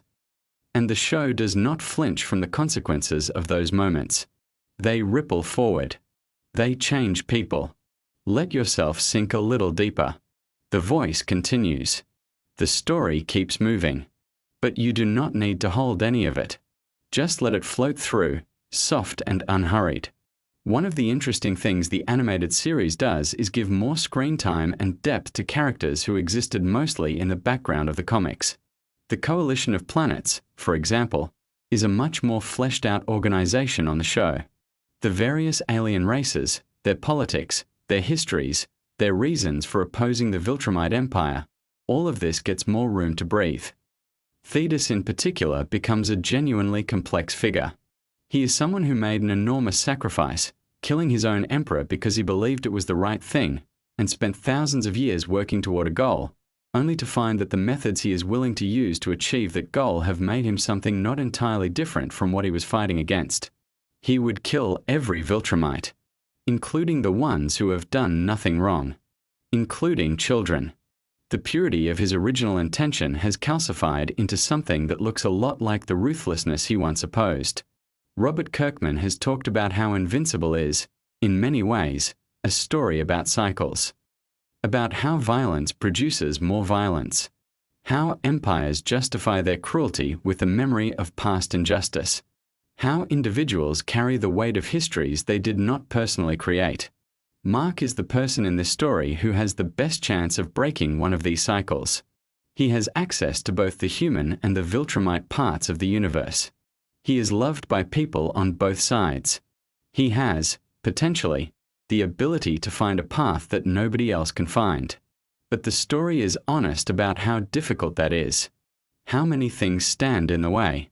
How many powerful people have decided that the cycle must continue? The voice acting in the animated series has been widely praised. The cast is genuinely remarkable. Stephen Yeun voices Mark with a kind of earnest energy that makes you root for him even when he is making obvious mistakes. J.K. Simmons voices Omni-Man with a gravitas that makes every scene feel significant. Sandra Oh plays Mark's mother Debbie with real emotional precision. And there are dozens of guest voices throughout the series, including some surprising choices that speak to the passion of the people making it. The connection between Invincible and Transformers, for example, is more than coincidental. Robert Kirkman grew up deeply devoted to Transformers. It was one of the defining pop culture loves of his life. When casting Thetis, he reached out to Peter Cullen, who has voiced Optimus Prime for decades. And when it came time to use the character of Argall, Kirkman wanted Frank Welker, the voice of Megatron. Getting both of these voices into the same animated universe was clearly deeply meaningful to him. His company Skybound even publishes Transformers comics, completing a circle that started with a kid watching cartoons and grew into someone who got to build universes of his own. Your breathing is slower now. The tension in your body has eased. The day is further away than it was when we started. The thoughts that were loud before are quieter. The story has been doing its work, gently and without hurry, filling the space where anxiety usually lives. The planet Viltrum, before it was destroyed in the show, had orbited its star for longer than human civilization has existed. The ring of dead surrounding it had been there for thousands of years. Thrag had sat on his throne, looking at Argall's skull, for longer than most of the other characters in the story have been alive.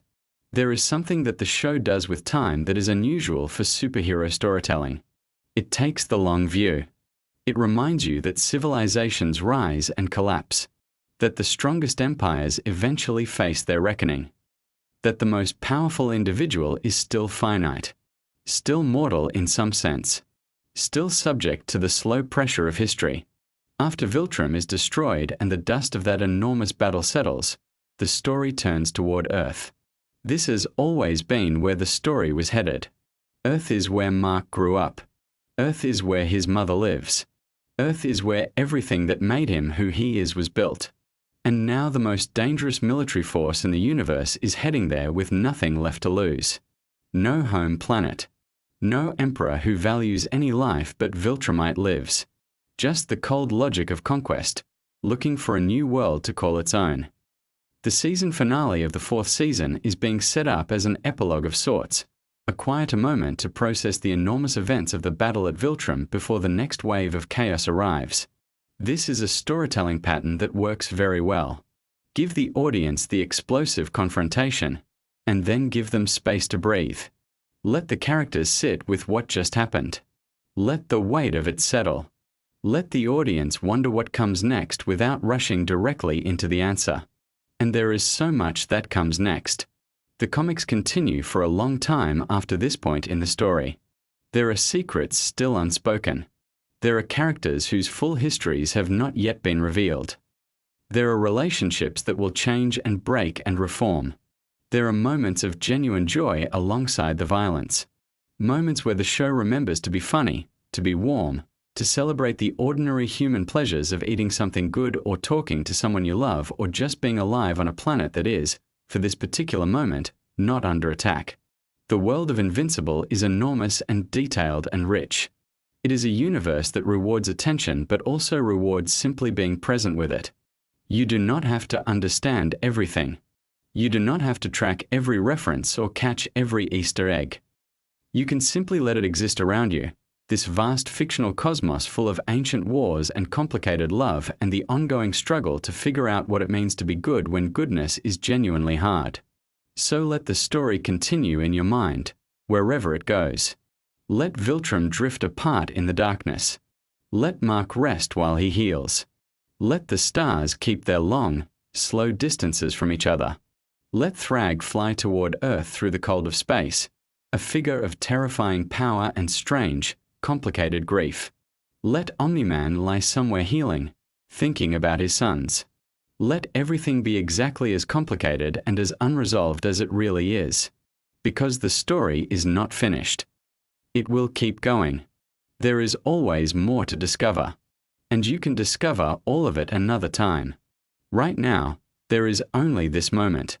The quiet. The dark. The weight of everything softening into rest. The universe is very large and very old and very patient. It will still be there when you wake up. All of its questions will still be waiting, gentle and unhurried, exactly where you left them. Sleep now. The story can wait. It has waited thousands of years already. A few more hours is nothing at all. Just let go. Let your thoughts become pictures and your pictures become nothing in particular. Let the voice become a hum. Let the hum become silence. And let the silence be enough. You are safe. You are still. The night is long and soft and exactly as it should be. Rest. The animation team behind Invincible spent years hiding secrets inside a show most people watch through their fingers. So let's slow it all the way down and find every single one of them. Invincible is an animated superhero series that premiered on Amazon Prime Video in March of 2021. It is based on the comic book series created by Robert Kirkman, the same mind behind The Walking Dead. The show follows 17-year-old Mark Grayson, a teenager who is just trying to survive high school while also figuring out that he is slowly developing superpowers. His father, Nolan Grayson, goes by the name Omni-Man, and he is essentially the most powerful superhero on Earth. Think of the strongest, most respected hero you can imagine, and that is Nolan. He has been protecting the planet for years, and Mark just wants to be like him. What makes Invincible so special right from the start is the way it handles expectations. For the first 20 to 25 minutes of the very first episode, it genuinely looks and feels like a typical superhero origin story. The colors are bright, the tone is upbeat, Mark is a lovable, awkward teenager, and everything seems cheerful and optimistic. The creative team behind the show did this intentionally. They wanted the audience to feel completely safe and comfortable before pulling the rug out from under them. That tonal bait and switch is one of the most talked about decisions in the entire first episode, and it works spectacularly. The show is produced by Skybound Entertainment, which is Robert Kirkman's own production company, giving him a level of creative control that a lot of comic creators never get when their work is adapted. Kirkman actually served as an executive producer on the series, meaning he was deeply involved in the decisions being made about how the story would translate from page to screen. That involvement shows in how faithfully the series respects the source material, while also finding smart ways to expand and breathe new life into it. One of the first things you notice about Invincible is its voice cast, and it is genuinely one of the most impressive assembled for any animated project in recent memory. Steven Yeun voices Mark Grayson, bringing this warm, earnest quality to the character that makes you root for him immediately. Steven Yeun is best known for his live-action work, including his role in The Walking Dead and his Oscar-nominated performance in the film Minari. His involvement in Invincible speaks to how seriously the production took the project. This was not a casual animated gig. This was a full commitment to bringing depth and authenticity to the character. Yotka. Simmons voices Omni-Man, and honestly, the casting is so perfect it almost feels like it was inevitable. Simmons has this natural commanding authority in his voice. When Nolan speaks, you listen. There is a weight to every word, a sense that this is a man who has seen and done things that most people cannot comprehend. And as the season progresses and we learn more about who Nolan truly is, that vocal authority takes on a much more unsettling quality. The way Simmons modulates between warm father and terrifying force of nature is genuinely impressive work. Sandra Oh voices Debbie Grayson, Mark's mother, and her performance is quietly one of the most emotionally affecting things about the entire season. Debbie starts out as a fairly typical supportive mother figure, but as the season unfolds and the truth about Nolan begins to surface, Sandra Oh gets to do some extraordinary emotional heavy lifting. The audience feels every crack in Debbie's world through her voice alone, and that is a testament to both the writing and Oh's craft. The show also features J. Robert Oppenheimer. No wait, That is the famous physicist. The show features Zazie Beetz as Amber, Mark's girlfriend, Gillian Jacobs as Adam Eve, Andrew Rannells as William, and an almost absurd number of celebrity cameos and supporting roles that pop up throughout the season. Mark Hamill is in the show. Walton Goggins is in the show. Seth Rogen and Evan Goldberg, who are actually two of the showrunners, both provide voices. The sheer density of talent in this cast is something that fans talk about frequently. Now let us talk about the animation itself, because this is something that deserves real appreciation. The show is produced by Skybound Animation in partnership with Amazon Studios, and the animation style is deliberately reminiscent of classic American superhero cartoons from the late 90s and early 2000s. Think of that era of animation where everything had clean lines, expressive faces, and dynamic action sequences. The show channels that nostalgic energy while simultaneously pushing into territory that those older cartoons would never dare to go. The color palette of the show is worth noticing. In quieter, more domestic scenes, the colors are warm and a little soft. There is a comfort to those moments, a visual language that says everything is fine, everything is normal. But when action sequences begin, and especially when violence escalates, the colors become more saturated, more intense. The show uses color as an emotional guide, steering your feelings before the dialogue or action even registers consciously. One of the more interesting technical decisions made by the animation team involves the way blood and injury are depicted. This is a show that does not shy away from the consequences of superhero combat. When people get hurt in Invincible, it looks like it hurts. This was a deliberate creative choice rooted in a specific philosophy. The creators wanted the violence to feel meaningful rather than consequence-free. In most superhero content, characters trade blows without any visible lasting damage, which can make the stakes feel artificial. Invincible refuses to let that happen. The show's first season covers roughly the first 13 issues of the original comic series, though with some adjustments and additions. The pacing is notably different from the comics, with the television adaptation taking time to develop relationships and emotional dynamics that the comics sometimes moved past quickly. This was a smart adaptation choice because television audiences need to feel emotionally connected to characters before those characters are put through difficult situations. By the time the season reaches its pivotal moments, you genuinely care about everyone involved. Let us talk about Adam Eve for a moment, because she is one of the most fascinating characters in the season. Eve Wilkins has the ability to rearrange matter at a molecular level, which makes her arguably one of the most powerful characters in the entire show. She can transform one substance into another, create things from nothing, and theoretically reshape reality itself if she wanted to. But she was raised and trained by a government organization that encouraged her to use her powers in limited, controlled ways. The tension between Eve's extraordinary potential and the constraints placed on her by others is one of the recurring themes of her character arc. What is interesting about Eve is that her power, while incredible, is shown to have real emotional and physical costs. Using her abilities extensively drains her. There is a fatigue that comes with pushing her powers to their limits, and the show portrays this not as a simple weakness but as a reminder that even immense power comes with a price. This humanizes her in ways that make her far more compelling than a character who simply has unlimited capability. The Guardians of the Globe are another element worth exploring. These are Earth's premier superhero team in the Invincible universe, essentially the Justice League equivalent of this world. They are powerful, respected, and seemingly unstoppable. The show introduces them with genuine affection, letting you spend just enough time with them to appreciate their personalities and dynamics. There is Dark Wing, who has an obvious Batman energy. There is Green Ghost, War Woman, Aquarius, Red Rush, and the Immortal leading the team. Each one is distinct enough to feel like a real character rather than just set dressing. The decision to invest even a small amount of time developing the Guardians before the end of the first episode is a masterful storytelling choice. Because what happens to the Guardians in the final act of that first episode lands so much harder when you have already started to feel something for them. The show knew exactly what it was doing, and it executed that setup with precision. Cecil Stedman is a character who deserves a lot of attention.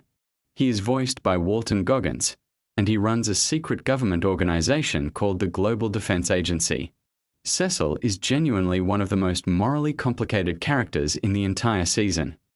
He is not a villain in the traditional sense, but he is absolutely not a hero either. He operates in a world of hard choices and calculated sacrifices, and he makes those choices with a cool, almost clinical detachment that is deeply unsettling when you think about what it actually means in practice. The interesting thing about Cecil is that nearly everything he does is technically in service of protecting humanity. His motivations are understandable, even sympathetic in the abstract. But the methods he employs and the lengths he is willing to go to are the kinds of things that make you deeply uncomfortable. Walton Goggins brings exactly the right energy to this role, that particular flavor of charming menace that he has deployed to great effect throughout his career. There is a character named the Mauler twins who appear in the season, and they are a fascinating creation. They are clones who have lost track of which of them is the original. Each twin believes himself to be the genuine article and the other to be the copy, but neither can actually prove it, and they have essentially given up trying to resolve the question. What is wonderful about this detail is that it says so much about identity and selfhood in just a few words. The Mauler twins are comic book villains, but that one character detail elevates them into something that touches on genuinely philosophical territory. The show handles the theme of legacy with remarkable sophistication throughout the season. Mark is not just trying to become a superhero. He is trying to become his father. He wants to earn the Omni-Man name, to live up to the standard that his father has set. Almost everything Mark does in the early episodes is filtered through this desire for paternal approval. He trains harder because he wants his dad to be proud. He tries to understand his powers because he wants to share something meaningful with Nolan. That emotional drive is the engine of the entire season. What makes this so effective dramatically is what happens when the object of that admiration is revealed to be something else entirely. When the truth about Nolan begins to emerge, it does not just change how you see Nolan. It recontextualizes every warm father-son moment that came before it. You replay those scenes in your mind and you read them differently. That retroactive reframing is one of the most powerful storytelling techniques available, and Invincible deploys it with devastating effectiveness. The show includes a sequence in episode 4 that is particularly worth mentioning. Without getting too deeply into the specifics, there is a mission involving a group of superpowered teenagers that goes genuinely and horribly wrong. The sequence is difficult to watch and intentionally so. But what is remarkable about it is how the show handles the aftermath. The emotional and psychological consequences of what happens are not swept under the rug. Characters grieve. Characters struggle. The show insists on sitting with the weight of what occurred rather than moving past it quickly. And that commitment to emotional honesty is one of the things that separates Invincible from most superhero content. Teen Team is the junior superhero group that Mark occasionally interacts with, and their dynamic is interesting because it mirrors a lot of typical teenage social structures. There is hierarchy, there is competition, there is the particular awkwardness of young people trying to prove themselves. Atom Eve is part of this group, as is Rex Blode, whose relationship with Eve is one of the season's more grounded and relatable emotional threads. Rex is charming in a frustrating way, the kind of person who is easy to like and easy to be annoyed by simultaneously, and the show uses that quality to great effect. The music in Invincible is something that does not get discussed enough. The score was composed by John Paisano, and it does extraordinary work throughout the season. Paisano understands that music in a show like this needs to serve multiple emotional registers. There are moments when the score needs to swell with genuine heroic energy, and Paisano delivers that. But there are also moments when the music needs to be quietly ominous, threading a sense of unease beneath a scene that looks perfectly ordinary, and Paisano handles those moments with particular skill. The tonal complexity of the score mirrors the tonal complexity of the show itself. Let us take a moment to appreciate the show's approach to world building, because it is genuinely impressive. The Invincible universe is enormous. There are multiple alien civilizations, secret government programs, interdimensional threats, and dozens of established superheroes all coexisting in the same world. And yet the first season never feels overwhelming. The world building is introduced gradually and always in service of the story being told in the moment. You never feel like the show is stopping to explain its mythology. Instead, the mythology emerges naturally through character interactions and plot events. The Viltrumite civilization is the most important piece of world building in the season, and the show is remarkably patient about revealing its full significance. Viltrumites are Nolan's people, a warrior race of near-indestructible beings who have built an empire spanning thousands of worlds. The show drops hints about what this means throughout the season before finally laying out the full picture in the closing episodes. By that point, the implications are staggering, and the audience is fully equipped to understand exactly why what they are learning is so devastating. The relationship between Mark and his best friend William is a lovely thread running through the season. William is not a superhero. He does not know about Mark's powers for most of the season. He is just a regular kid who is trying to figure out his own identity, including his sexuality, which the show addresses with a refreshing matter-of-factness. William's storyline is small compared to the superhero drama happening around it, but it is vital because it keeps Mark grounded in a recognizably human world.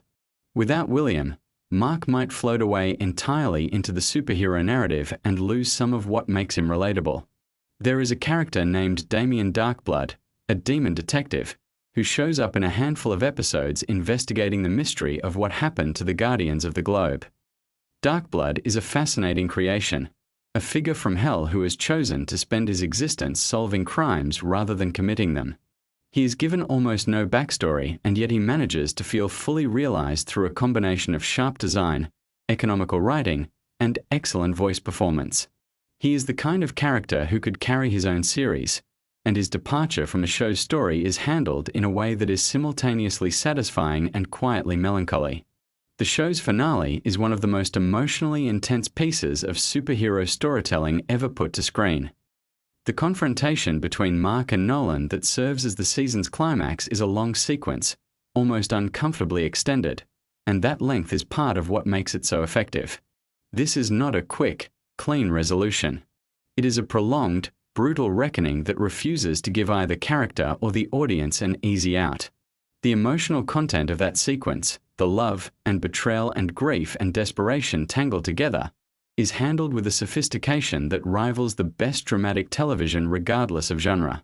J.K. Simmons' vocal performance in that finale sequence is something that people who worked on the show have pointed to as one of the highlights of the entire production.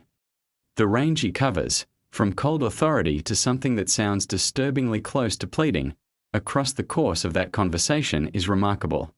And Stephen Yeun matches him completely, delivering a performance that captures exactly what it feels like to have the person you most admire in the world reveal themselves to be something you cannot reconcile with the image you held of them. The show was renewed for a second and third season before the first season had even finished airing, which speaks to the confidence Amazon had in the property.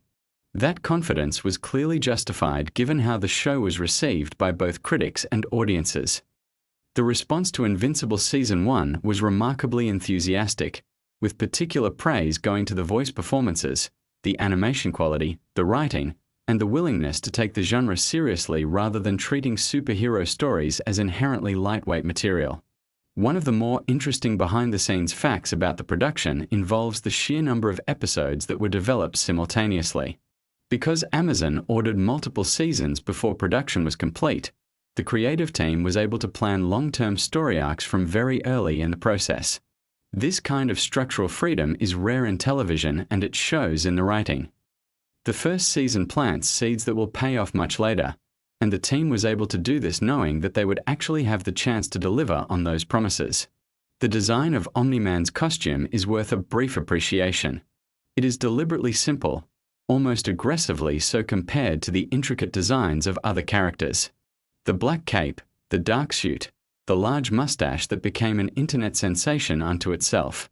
The visual simplicity of Omni-Man's design communicates something important about the character.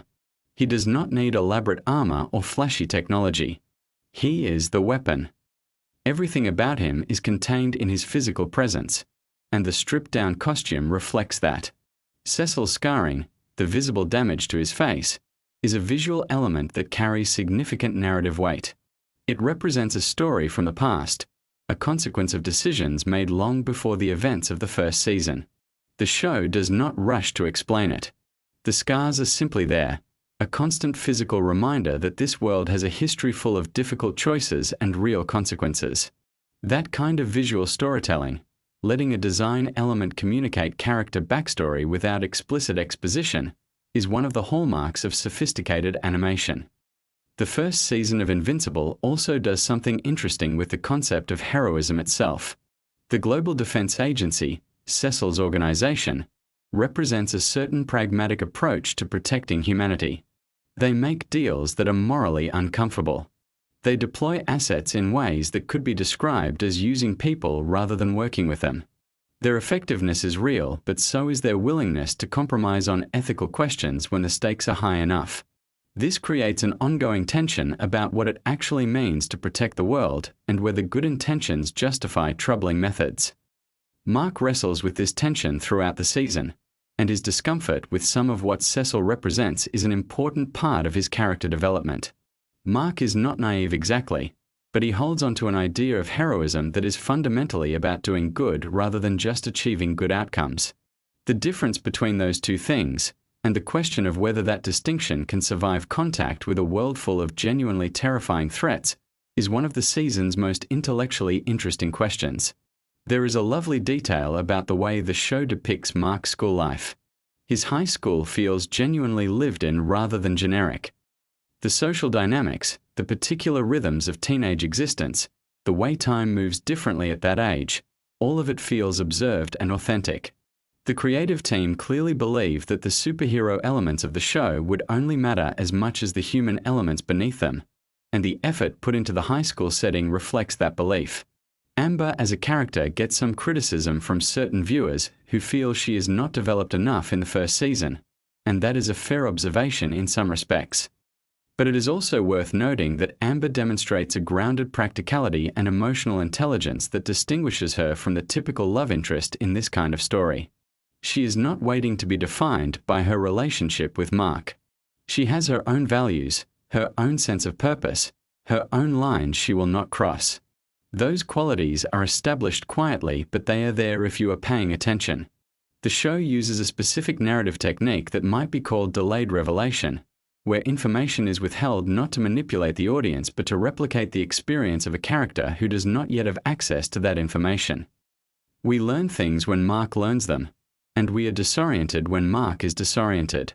This creates a powerful sense of alignment between the audience and the protagonist that makes every discovery hit with the emotional force of a personal revelation rather than a plot update. There is something worth noting about the show's handling of grief, particularly in the later episodes. When characters experience loss, the show gives that loss room to breathe. There are quiet scenes that exist specifically to let the weight of what has happened settle on both the characters and the audience. This is a discipline that a lot of action-focused storytelling lacks. Invincible understands that audiences need to feel the cost of events before moving on, and it honors that need consistently. The season concludes with Mark fundamentally changed from the person he was in the first episode, but not in a way that feels arbitrary or forced. Every development in his character arc traces back to specific experiences and relationships and choices. His transformation feels earned rather than imposed, which is one of the most important qualities a season of television can have. When you finish watching and you think back to where Mark began, the distance he has traveled is genuinely striking.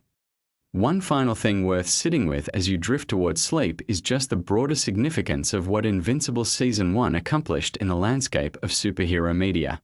It demonstrated that the genre could support genuinely complex, emotionally sophisticated storytelling without sacrificing entertainment value or accessibility.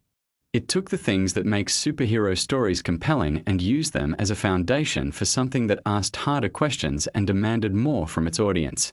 And it did all of this while still being completely, thoroughly watchable, the kind of show that pulls you through episode after episode without you quite realizing how much time has passed. The legacy of this first season is a show that earned its place among the most celebrated animated series of its era, not just among superhero content but among ambitious storytelling more broadly. It reminded audiences and creators alike that animation is not a limitation but a possibility space, a medium capable of things that live action cannot always achieve, and that the stories told there can be every bit as affecting and meaningful as anything else on your screen. So as you settle in tonight, let these details and stories drift through your mind. The care taken with every voice performance, the deliberate visual choices, the patience of the storytelling, the richness of the world that Kirkman and the creative team built together, the way a teenage boy trying to be like his father became one of the most resonant origin stories in superhero fiction. All of that is waiting for you to revisit it, to notice new things, to appreciate how much craft went into every single frame of this extraordinary first season. Rest well. The world of Invincible will be there when you wake up. What if I told you that one of the most quietly brilliant things about Invincible Season 2 has absolutely nothing to do with the punching, the blood, or the dimension-hopping chaos that dominates every conversation about the show? What if the most fascinating layer of that season is happening in the background, in the quieter moments, in the scenes that most people scroll past when they're recapping the highlights? Stick around because we are about to go deep into some genuinely mind-blowing facts about Invincible Season 2 that you probably never noticed, and I promise you, by the end of this, you are going to look at that season completely differently. These are the kind of facts that are perfect to have drifting through your mind as you drift off to sleep. So get comfortable, because this is going to be a good one. Let us start at the very beginning of what makes Season 2 so special on a structural level. The showrunners made a deliberate creative decision to slow things down compared to Season 1, and this was not an accident. After a first season that moved at absolute breakneck speed and culminated in one of the most shocking animated moments in recent memory, the creative team behind the show chose to let Season 2 breathe. They wanted the audience to sit with the trauma, to feel the weight of what had happened rather than immediately rushing into the next massive conflict. That decision was controversial for some viewers who wanted the pace to stay relentless, but the more you think about it, the more brilliant it becomes. Great storytelling is not just about what happens. It is about how what has already happened continues to echo through everything that comes after. And speaking of echoes, one of the most interesting things about Season 2 is how deeply it is concerned with the psychological aftermath of violence. Mark Grayson is not just dealing with the fact that his father was the villain all along. He is dealing with the specific horror of having been nearly beaten to death by someone who loved him. That is a very particular kind of trauma, and the writers took real care to show how it changes the way Mark moves through the world. You can see it in the way he hesitates in certain fights, in the way his confidence has this new fragile quality underneath the surface bravado. Season 1 Mark was cocky in a way that felt earned and fun. Season 2 Mark is cocky in a way that sometimes feels like a performance he is putting on for himself as much as anyone else. Now here is something that a lot of casual viewers completely miss. The color palette of Season 2 shifts in subtle but meaningful ways depending on whose emotional state we are tracking in any given scene. The animation team put enormous thought into how light and color could be used to communicate internal experience without any dialogue at all. When Mark is at his most vulnerable, the scenes around him tend to pull toward cooler, more muted tones. When he is at his most powerful or confident, the saturation cranks up and the warm tones come flooding back in. This is not always consistent, and sometimes it shifts mid-scene, which is actually the point. His emotional state is unstable, and the visual language of the show reflects that instability in real time. The relationship between Mark and his mother Debbie is one of the most underappreciated emotional threads in the entire season. Think about what Debbie is going through. She spent years in a loving marriage with a man who turned out to be living a double life of almost incomprehensible brutality. Her whole identity as a wife and as a family unit has been obliterated. And yet she still has to be a mother to a teenager who is also processing this betrayal while simultaneously saving the world on a semi-regular basis. The scenes between Sandra Oh, who voices Debbie, and Stephen Yeun, who voices Mark, have this incredible weight to them. There is so much that both characters want to say and cannot quite find the words for, and that gap between what they want to express and what they actually manage to articulate is where some of the most honest emotional writing in the whole series lives. Here is a fascinating behind-the-scenes fact about the voice cast that most people do not know. The actors in Invincible often record their lines separately, which is completely standard for animation production. But what makes Invincible a little different is that the showrunners and writers have spoken about how certain emotionally pivotal scenes were orchestrated to give the actors as much context as possible before recording, even when they were not in the booth together. The goal was to make the performances feel reactive and lived in rather than isolated.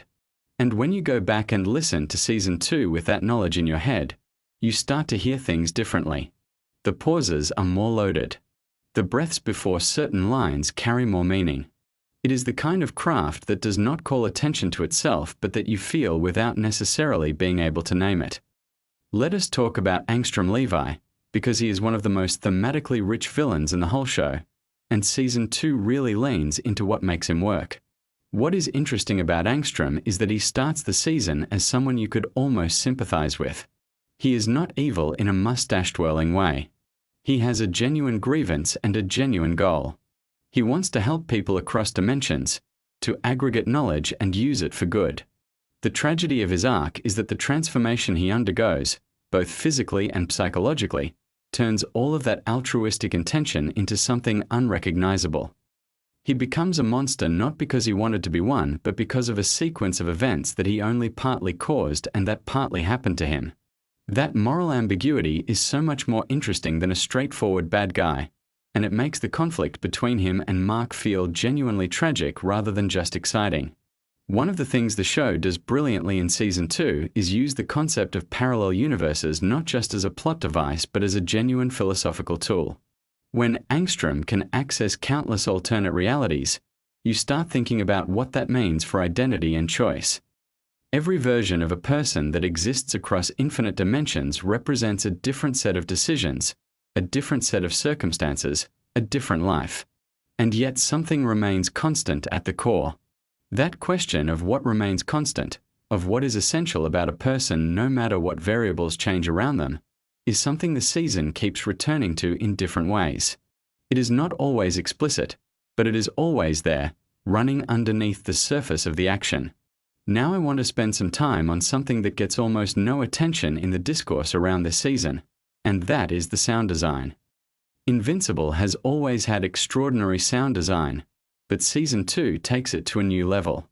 The way impacts are layered, the way the silence before a major moment of violence is held just a beat too long so that when the hit lands it feels almost physically shocking. These are decisions that take enormous skill and intentionality. The sound team works in close collaboration with the animation team to make sure that what you see and what you hear are creating a unified experience. Some of the most brutal moments in Season 2 hit as hard as they do not just because of how they look, but because of how they sound. The audio is doing as much emotional work as the visuals in many key scenes. Here is something genuinely surprising about the production timeline for Season 2. The gap between Season 1 and Season 2 was significantly longer than most fans expected, and a big part of that was because the team wanted to use the additional time to refine the animation quality beyond what they had been able to achieve in the first season. If you sit down and do a careful comparison between certain scenes from Season 1 and equivalent scenes from Season 2, the difference in fluidity and detail is noticeable. The fight choreography in particular got a significant upgrade. The team spent a lot of time studying real martial arts and physics to make the way these superhuman characters move feel more grounded and believable, even when the things they are doing are completely impossible by the laws of physics as we understand them. The Cecil Stedman storyline in Season 2 is one that rewards really careful attention. Cecil is such a fascinating character because he operates in this completely immoral utilitarian framework where the only thing that matters is outcomes. He is not cruel for the sake of it. He genuinely believes that everything he does is in service of protecting humanity. But the show refuses to simply validate that worldview, and it also refuses to simply condemn it. There is no easy answer to the question Cecil raises, and that discomfort is intentional. When you have a character who does objectively terrible things for arguably defensible reasons, you as the audience are forced to sit with the complexity of it. Season 2 pushes that discomfort further by showing how Cecil's approach creates real consequences for real people, even as it sometimes genuinely works. Something that does not get nearly enough credit is how Season 2 handles the supporting cast. Characters like William, Eve, and Amber all get moments this season that give them genuine depth and agency beyond their relationships with Mark. William in particular goes through something in Season 2 that fundamentally changes how you see him, and the writing around his arc is remarkably thoughtful. The show understands that the world Mark inhabits is full of people who are dealing with extraordinary things in very ordinary ways, and that contrast is part of what gives the emotional moments their power. Not everyone has superpowers. Not everyone can punch their way through their problems.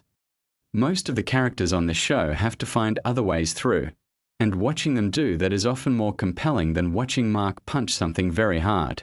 Let us get into some of the more technical and nerdy aspects of the production, because there is genuinely fascinating stuff here. The animation studio behind Invincible uses a combination of digital tools and techniques that allow them to create a visual style that is deliberately reminiscent of the original comic book art. Robert Kirkman's source material has a very specific visual identity, and translating that to animation without losing what made it distinctive was a major creative challenge. The line work in the animated series is not trying to be photorealistic.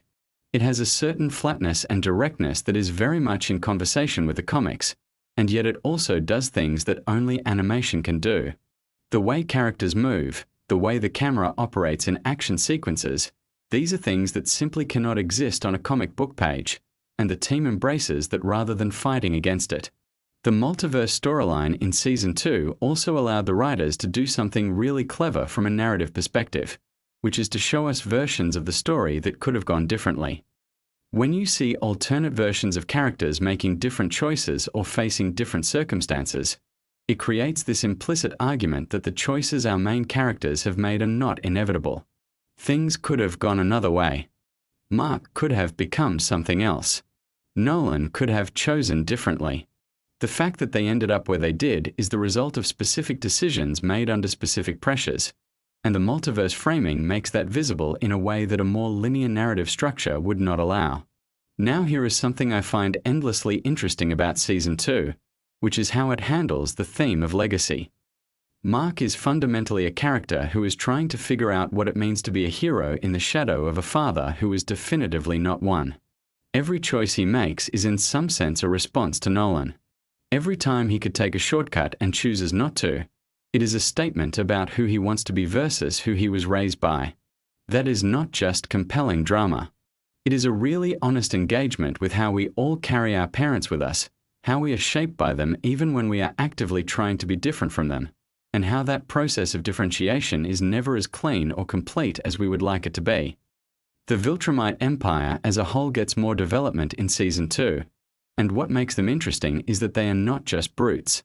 They have a complex civilization with its own internal logic, its own history, its own sense of honor and hierarchy. Understanding that does not make them less threatening. If anything, it makes them more so, because it means that the conflict is not just a matter of good versus evil. It is a collision of civilizations with genuinely incompatible values, and neither side fully understands the other. That kind of conflict is much harder to resolve than one that is simply about defeating a bad guy, and Season 2 is very aware of that complexity. Let us talk about something that is maybe a little more abstract but that I think is central to why Season 2 resonates the way it does. The season is, at its core, about what it costs to be good. Not just what it costs in terms of physical danger, though there is plenty of that. It is about the emotional cost, the relational cost, the cost to your sense of self. Being a hero in the Invincible universe is not a glamorous or comfortable thing. It is exhausting and thankless, and it puts you in impossible situations where every option has terrible consequences. The show does not romanticize that. It sits with the difficulty of it, and that honesty is part of what makes it feel more real than most superhero content. Here is a detail that I genuinely love, and it is the kind of thing you only catch if you are paying very close attention. Throughout Season 2, there are small visual callbacks to moments from Season 1 that work almost like emotional bookmarks. A character will be in a pose or a lighting setup that echoes an earlier scene, and the resonance between the two moments adds a layer of meaning to the current one that would not be there without that reference. The animators and directors are very deliberate about these moments. They are not accidents or coincidences. They are part of a carefully constructed visual language that rewards repeat viewing and careful attention. The trauma processing that happens in Season 2 extends not just to Mark and Debbie, but to essentially every character who is in some way connected to what happened at the end of Season 1. The show understands that trauma is not a singular event but a process, and that different people move through that process at very different rates and in very different ways. Some characters cope by throwing themselves into action. Some withdraw. Some become harder and more closed off. Some reach out desperately for connection. The variety of responses feels true to life in a way that is relatively rare in genre storytelling, where the tendency is usually to have characters process trauma quickly and then get back to the main plot. Now I want to take a moment to appreciate the music of Season 2, because it is doing extraordinary work and deserves more attention than it typically gets. The score for Invincible has always been interesting, but Season 2 introduces some new sonic textures that perfectly complement the more psychologically complex tone of the season. There are moments where the music does something almost unsettling, where it sits in a register that is neither triumphant nor tragic but something in between, something that leaves you feeling uncertain in exactly the way the narrative wants you to feel uncertain. That kind of precision in musical storytelling is not easy to achieve, and the composers deserve enormous credit for it. Something that is worth noting about the production of the show is the way it manages its most intense scenes. Because Invincible deals with extremely graphic violence, the creative team has had to think carefully about when to deploy that graphicness and when to pull back. The violence in the show is never gratuitous in the sense of being there purely for shock value. It always has emotional and narrative purpose. But the team also understands that you cannot maintain shock as a consistent baseline. If everything is equally intense all the time, nothing feels intense. So they are very strategic about building and releasing tension, about letting episodes breathe so that when the violence comes it still has the power to land with full force. Let us circle back to Nolan for a moment, because even though he is largely absent from Season 2 in a physical sense, his presence is felt constantly.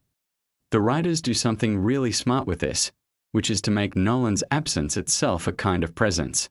Every time Mark is struggling, every time the emotional weight of what has happened becomes too much, Nolan is right there not as a character in the scene, but as a gravitational force shaping everything around him. The decision to structure the season this way, to let the most powerful character in the show's recent history be felt rather than seen for much of the runtime, is a brave one, and it works beautifully. Here is something interesting about how the show approaches morality that I think distinguishes it from most superhero content. Invincible does not have a simple moral framework. It does not tell you who the good guys and bad guys are and then ask you to root for the good guys. Instead, it presents a world in which almost every significant character has done something that is genuinely questionable and then asks you to hold that complexity without resolving it. That is uncomfortable for an audience that is used to moral clarity from their superhero stories, but it is also much more honest about how actual human beings and their choices actually work. The animation of facial expressions in Season 2 is something that I think gets underappreciated. So much of what makes the show work emotionally is communicated through very subtle shifts in expression, the micromovements of features that convey internal states that the dialogue does not fully articulate.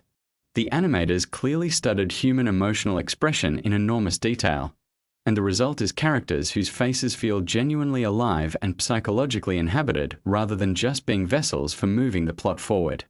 When Mark looks scared, it is a very specific kind of scared that tells you something about the nature of his fear, not just that he is afraid. The show's handling of its romantic relationships in Season 2 is also worth examining. The Mark and Amber dynamic reaches a really honest and somewhat painful moment this season, and the show handles the end of their relationship without villainizing either character. Both of them are doing the best they can with genuinely difficult circumstances. Both of them make choices that are understandable even when those choices hurt the other person. The willingness to let a relationship end without declaring anyone the bad guy is mature storytelling, and it models something important about how relationships actually work in the real world. Now here is a genuinely fascinating production fact. The team behind Invincible has access to Robert Kirkman, the creator of the original comic, in a way that many adaptation teams do not have access to the source material's creator. Kirkman has been involved in the production of the animated series in a very hands-on way, and this has allowed the show to develop in directions that diverge from the comics when dramatically appropriate, with the blessing and guidance of the person who created these characters. That level of creative continuity between source material and adaptation is rare, and it shows in the confidence with which the show makes choices that the comics did not make. The Season 2 finale deserves its own discussion because it does something structurally interesting that most finales do not attempt. Rather than resolving the season's central conflicts in a way that provides clean closure, it instead positions the viewer at the threshold of something even larger and more complex that is coming. This is not the same as leaving things unresolved for the sake of it. The emotional arcs of the season do reach meaningful stopping points, but the larger narrative continues to unfold, and the finale is very deliberate about making you feel the vastness of what is still ahead rather than the satisfaction of what has been completed. That is a bold choice that trusts the audience to tolerate ambiguity, and audiences who have been paying attention fully deserve that trust. Something I want to highlight because it genuinely moved me when I noticed it is the way Season 2 treats hope. Despite everything, despite the violence and the betrayal and the ongoing existential threats, the show has this persistent undercurrent of hope. Not naive hope, not the kind of hope that ignores how terrible things can be, but a harder one kind that persists precisely because the characters have seen how bad things can get and are still choosing to fight for something better. That is the kind of hope that actually means something, and it is what keeps Invincible from becoming nihilistic despite dealing with genuinely nihilistic subject matter in several of its storylines. The dimensional travel mechanics in Season 2 are also worth a moment of appreciation from a world-building perspective. The show does not just use the multiverse as a backdrop. It thinks through the logical and emotional implications of what it would mean to be able to move between realities. What would it mean for your sense of identity? What would it mean for your relationships? If there are infinite versions of the people you love, what does that do to the specific love you have for the specific version of them that you know? These are not questions the show answers definitively, but it asks them in ways that stick with you. Let us appreciate for a moment how Season 2 manages its ensemble. This is a show with an enormous cast of characters, many of whom have their own complex storylines and emotional arcs. Keeping all of those plates spinning without any of them feeling neglected or perfunctory is a genuine organizational challenge, and Season 2 handles it with remarkable grace. Part of how they do this is by understanding which characters to put in the same orbit at any given time so that their stories can develop in ways that illuminate each other. Cecil and Debbie, for example, occupy very different emotional registers, but putting them in proximity to each other creates a kind of dialogue between their worldviews that enriches both of their storylines. The way the show depicts government and institutional power in Season 2 is also really interesting. The Global Defense Agency and the way it operates raises all kinds of questions about accountability, about who gets to make decisions that affect everyone, about the difference between authority granted by institutions and authority earned through genuine service. These are not abstract political questions in the context of the show. They play out through the lived experiences of characters we care about, which makes them feel urgent and personal rather than theoretical. Here is one more thing that I find endlessly compelling about Season 2, and it is maybe the thing that stays with me the most. The show is deeply invested in the question of what we owe each other. What do parents owe their children? What do children owe their parents? What do heroes owe the people they protect? What do those people owe the heroes who sacrifice for them? There are no easy answers, and the show does not try to provide them. Instead, it keeps returning to the question from different angles, through different characters, and lets the weight of it accumulate over time. By the time the season ends, you have been sitting with that question for hours, and it has gotten under your skin in a way that the most spectacular action sequences never quite manage. So as you let all of this drift through your mind tonight, think about the layers that are working in a show like this. Think about the color palettes and the sound design, the careful psychology of characters dealing with trauma in real and honest ways, the philosophical weight of the multiverse storyline, the way a show about superheroes can be a genuinely grown-up exploration of identity, legacy, and what it costs to choose to be good. The craft that goes into something like Season 2 of Invincible is extraordinary, and it is the kind of thing that rewards not just watching but thinking. So let it settle. Let the images and ideas move through your mind as you rest tonight. Sometimes the best appreciation for something beautiful is just letting it be there with you quietly. Sleep well.